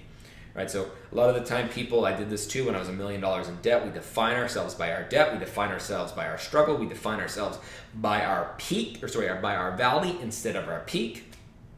No matter if you're on the peak or the valley, you should never define yourself by that. If you define yourself by that, well, there's fun mindset issues that you're going to have to work on later on. Okay? Third, what do you invest money in? All right, so generally I tell people if you're going to invest money in almost anything in your business, if you're going to hire a team, the team should pay for itself within 60 days. If you're investing in anything, it should be in ad spend, like marketing. It should be in making your life easier, so like automation, or it should be in mentorship or advisory to help you be able to get more momentum. That is where I've spent my money. That's where I've invested my money in my life. In this online business, in the coaching mentorship business over the last 6 years, and I've had an amazing ROI. I've spent over $1 million on mentorship and coaching and therapy over the last 4 years, and you know, the return is massive, right? The return is absolutely massive. Right, so then the other piece is like from a management perspective of debt and cash flow. How do you deal with, you know, just the fact that like 1 month is different than the next month, and different than that month, and this month, and all these different types of things, and your mind's certainty, it's desire for certainty. It's the master wound, right? The master human wound is the desire for certainty. We want certainty. We want certainty in every area of our life, right? That's what we deeply, deeply, deeply want. Both the masculine and feminine energy. We do enjoy certainty, right? We enjoy certainty, and we then like to live on the edge with some uncertainty once we have the certainty. But managing cash flow comes down to the pure mindset. Pure mindset, and we'll talk about mindset in a second, and then we're pretty much going to be wrapped up. And it comes down to this, is once you look in the mirror and know that you're resourceful, and you believe it, doesn't matter how much money you have in the bank, you always have enough. That is the one mindset every single day, no matter what. You just have to keep on building. At the beginning, you might have to be delusional, right? I mean, you might literally have to be in, you know, a reality distortion field, right? You know, I know I was when I was in 2013, 2014. I was straight up in reality distortion field. Saying that I was going to get $1 million out of debt probably sounded crazy to everyone, including my mother, right? Including everybody around me, right? And so, you know, you just got to take. Having perspective on being a lot in debt and now being completely out of debt, and having, you know, being a multi-millionaire and having net worth that is just like continues to grow. You know, I wish I was able to tell my, you know, 21-year-old self, hey, listen, it's all good. It's all good. And even, you know, even forget the age. Just knowing that all it takes is 1 year to totally change your life. All it takes is 1 year. Financially, it takes 1 year to wipe away all debt. So I want to go through, I think seven different mindsets that are going to make it hard to develop your coaching business and scale your coaching business. There are obviously self-trust. You don't trust yourself, no one else is going to trust you. If you want somebody else not to trust you, don't trust yourself. That's the easiest way. If you want everyone else to trust you, you trust yourself. When we come across somebody that trusts themselves, you're like, gee whiz. Okay, all right, let's do it. Let's do it. And so this is something that, again, mindset's developed on a daily basis. I love hypnotherapy. I love things that are based upon the subconscious, because these are embedded, all of these are embedded very deep inside of subconscious. And it's a self-trust, very important. Right? The impact paradox. So the impact paradox is, well, you know, do I impact 10 people deeply, or do I impact 1,000 not so deeply? So a lot of the time people don't want to expand and scale their business in coaching because of the fact that they feel like there's a sort of, they're going to lose the ability to impact people, right? They're going to lose the ability to impact people, and so then they stop scaling because of that. Money stories, I mean, it doesn't matter what, if you think billionaires are bad, that's a problem. If you think making money's bad, that's a problem. If your parents think that making money is bad, that's a problem. If you're scared of what your parents are going to think of you when you're rich, that's also a problem. There's so many money stories, right? You got to understand what your money story is, and you also got to understand what your abundance story is, right? How good can you take it? Like normally in our universe, in our planet, we can only get it as good as we can take it, right? I'm living in my house right now, and my house is as good as I can take it. Right, there's like a limit. There's like this limit, and I'm working on creating and surpassing that limit. My car, it's as good as I am, as I can actually take it. My bank account, as good as I can take it. You want more? Comes back to how good you can take it. Divine timing, a belief of I surrender to the divine timing and actually believing it. I love the person that says, yeah, I believe in divine timing, but you're trying to, get this other thing faster, this thing slower. Right? Divine timing is just the belief of, I'm going to wake up every single day. I'm going to keep on doing what I want to do. I'm going to keep on asking myself, what do I want to do today? What does the universe want from me today? And then allowing the time to be the time. Because we can only see the dots connect in the past. We can't really easily see it in the future always. But divine timing allows us to have more trust, not just in ourselves, but the fact that the greatest good is going to happen. This one here. I'm not an ad manager. I'm not a funnel builder. I am not a copywriter. I am not a good writer. I am not a blank will basically destroy your momentum because it stems from helplessness. It stems from helplessness. And so what do we do all day as coaches and mentors? We empower other people to be able to do what they want and get to commitment for their new life. So I'm not blank is this helplessness thread that continues to go on for so many entrepreneurs. Well, I can't do this or I can't do that. I don't have enough money to do this. Listen, you have the ability to do anything you want. Right? It's just your ability to know that, I trust myself to do it. Trust myself to figure it out. Right? I can't build a funnel. I guarantee you can. I can't set up the technology. I guarantee you can. I can't make the money. I guarantee you you can. Nothing different between you and the other thousands of people that I helped be able to build successful businesses. And the final one, the two last ones, imposter syndrome. Well, I'm not the best coach. Nah, no one's going to ever be the best coach. The best coach is the one that brands themselves as being the best coach, not necessarily the best coach. And I'm definitely not the best mentor by any stretch of the imagination. But I knew I'm good, right? I'm good. And imposter syndrome is just one of those things you gotta wake up every single day and you just gotta show yourself the results. Easiest way to get back from imposter syndrome, go help people. If you got imposter syndrome, help people. Help people. Once you start helping people, your imposter syndrome goes away because you're like, I actually helped that person.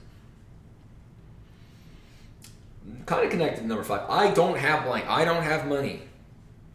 Right? I don't have money to put into ads. I don't have audience. I'm not like you, Scott. I don't have time. Again, helplessness. Right?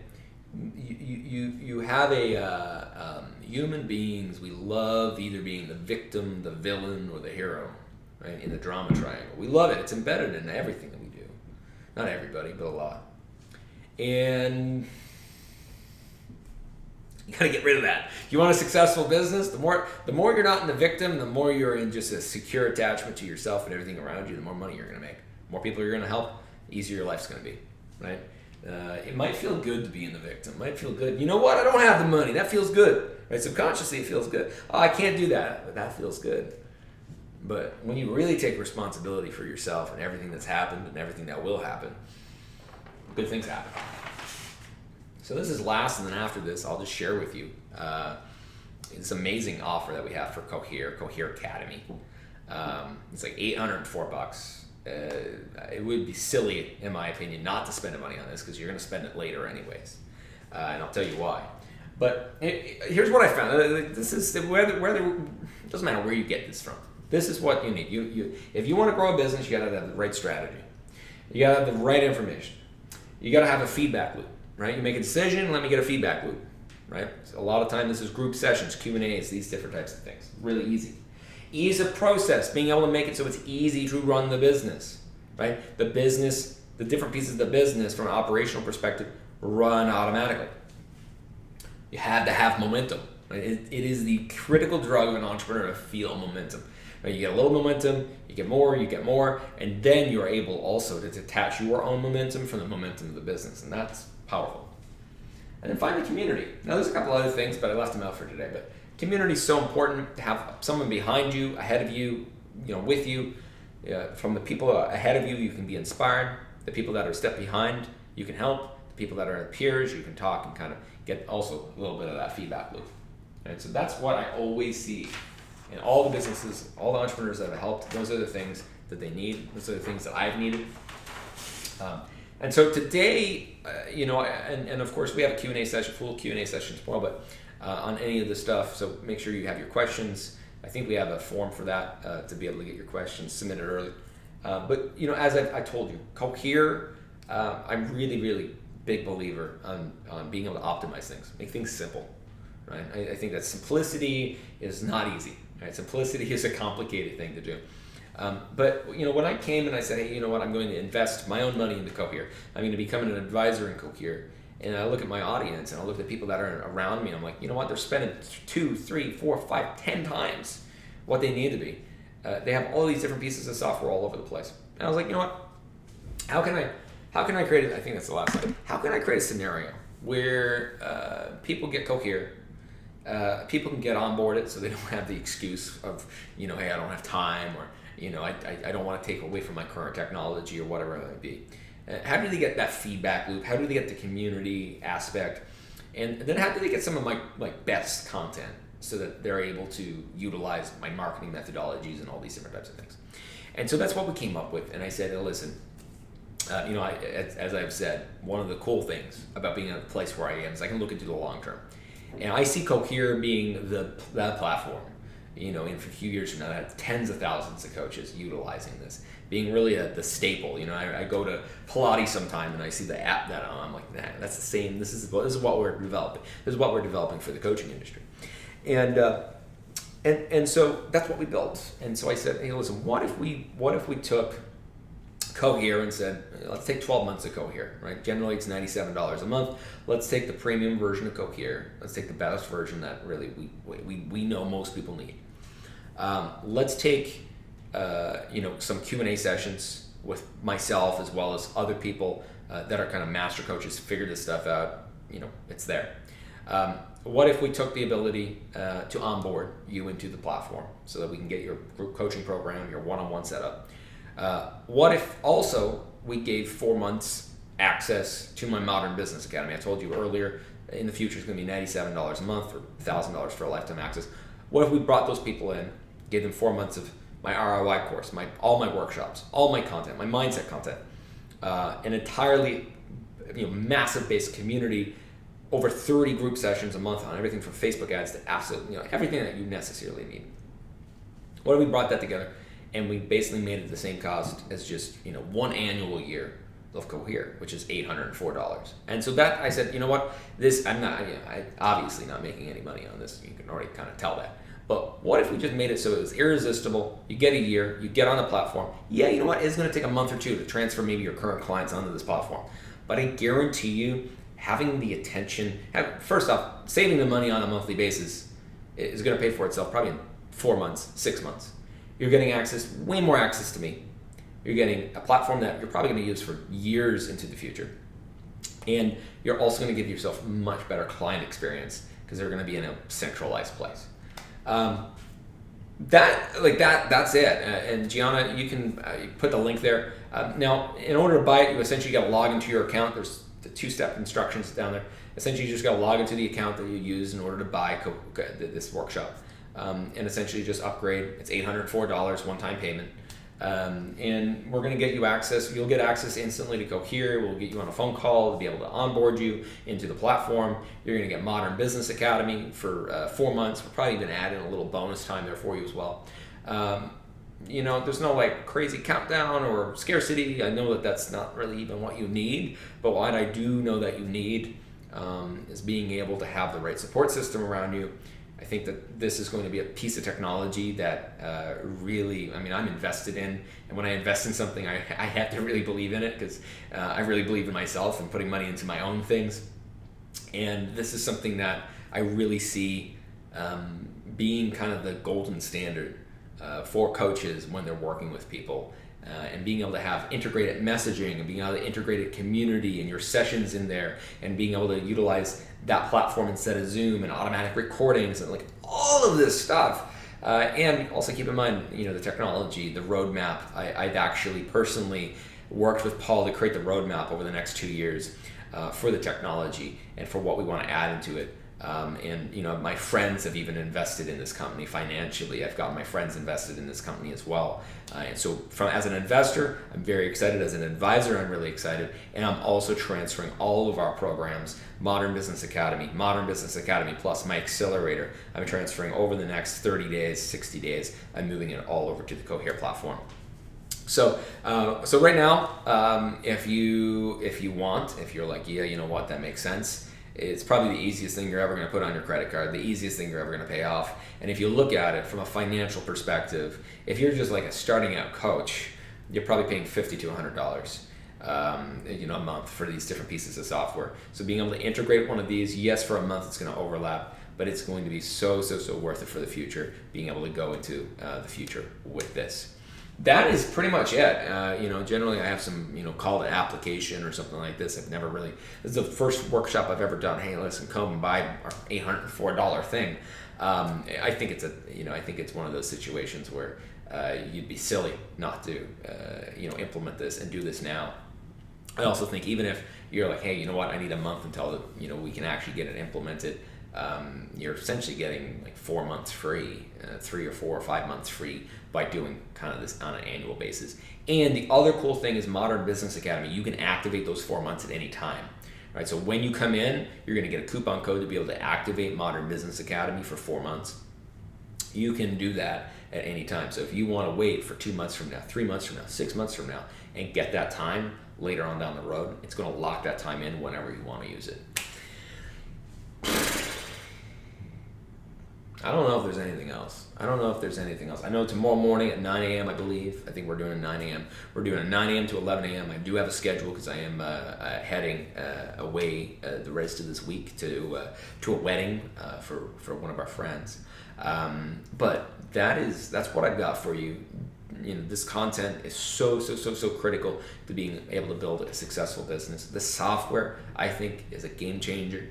Makes things simple, makes things easy. The future of the software is amazing. You're getting locked in at an amazing price for what this is. And if we're like also looking at it in terms of the content and the Q&As and all the different things that you're being able to get on the back end of this, it's worth $800 alone. So with that said, I just want to check in.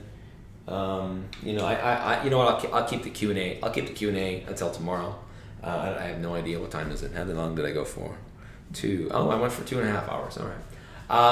And that's it, guys. How was this today? I'd love to know, and I'll just look over here real quick. Yeah, the price. So it's $804. Yeah, I pay $1,500 for Kajabi. Listen, I just there's and I also want to tell you the future of this. Everything from having the mobile app, everything from having, I want to be careful because I don't want to put. I didn't talk about the features and the future features with Paul and talking with you guys about them. So I want to be careful. I'm excited for it. It's very it's an amazing platform as it is today. But I know the future of it is just absolutely amazing. The team behind it is just extraordinary. And anything that I'm putting my time, my energy into, I don't do this. I don't do this for much. Most of the investments I do, I'm behind the scenes. I'm working as an advisor. I'm helping them kind of crush it. It's nothing to do with me directly. But this solves a problem for like hundreds of thousands of people. It is so easy, in my opinion, to do. I think it's in my opinion a no-brainer. Absolutely a no-brainer. All right. Well, I guarantee you, in order for me to suggest something, I don't make a whole lot of money on affiliate revenue at all because I don't, I'm not hardcore on recommending things. And so my rule is, if I'm not invested in it, I don't recommend it. Right? If I don't put my money in it, I don't know the founders, I can't recommend it to you. And so in this case, I not only am I recommending, I did this entire workshop to say, what, I think this is the best absolute case. And, my goal is to be able to have, thousands upon thousands of coaches on this platform, which are going to make it very powerful for you, going to make it powerful for your clients. So with that said, I'm going to see you guys 9 a.m. tomorrow morning. I'm excited for all of you to be able to get signed up, onboard, all of this stuff. I will talk to you all soon. Thank you for being here. I appreciate you. I love that you're doing what you're doing in the world, and I'm so excited that I get to be a little tiny part of that full journey. All right, everybody. I'll see you soon.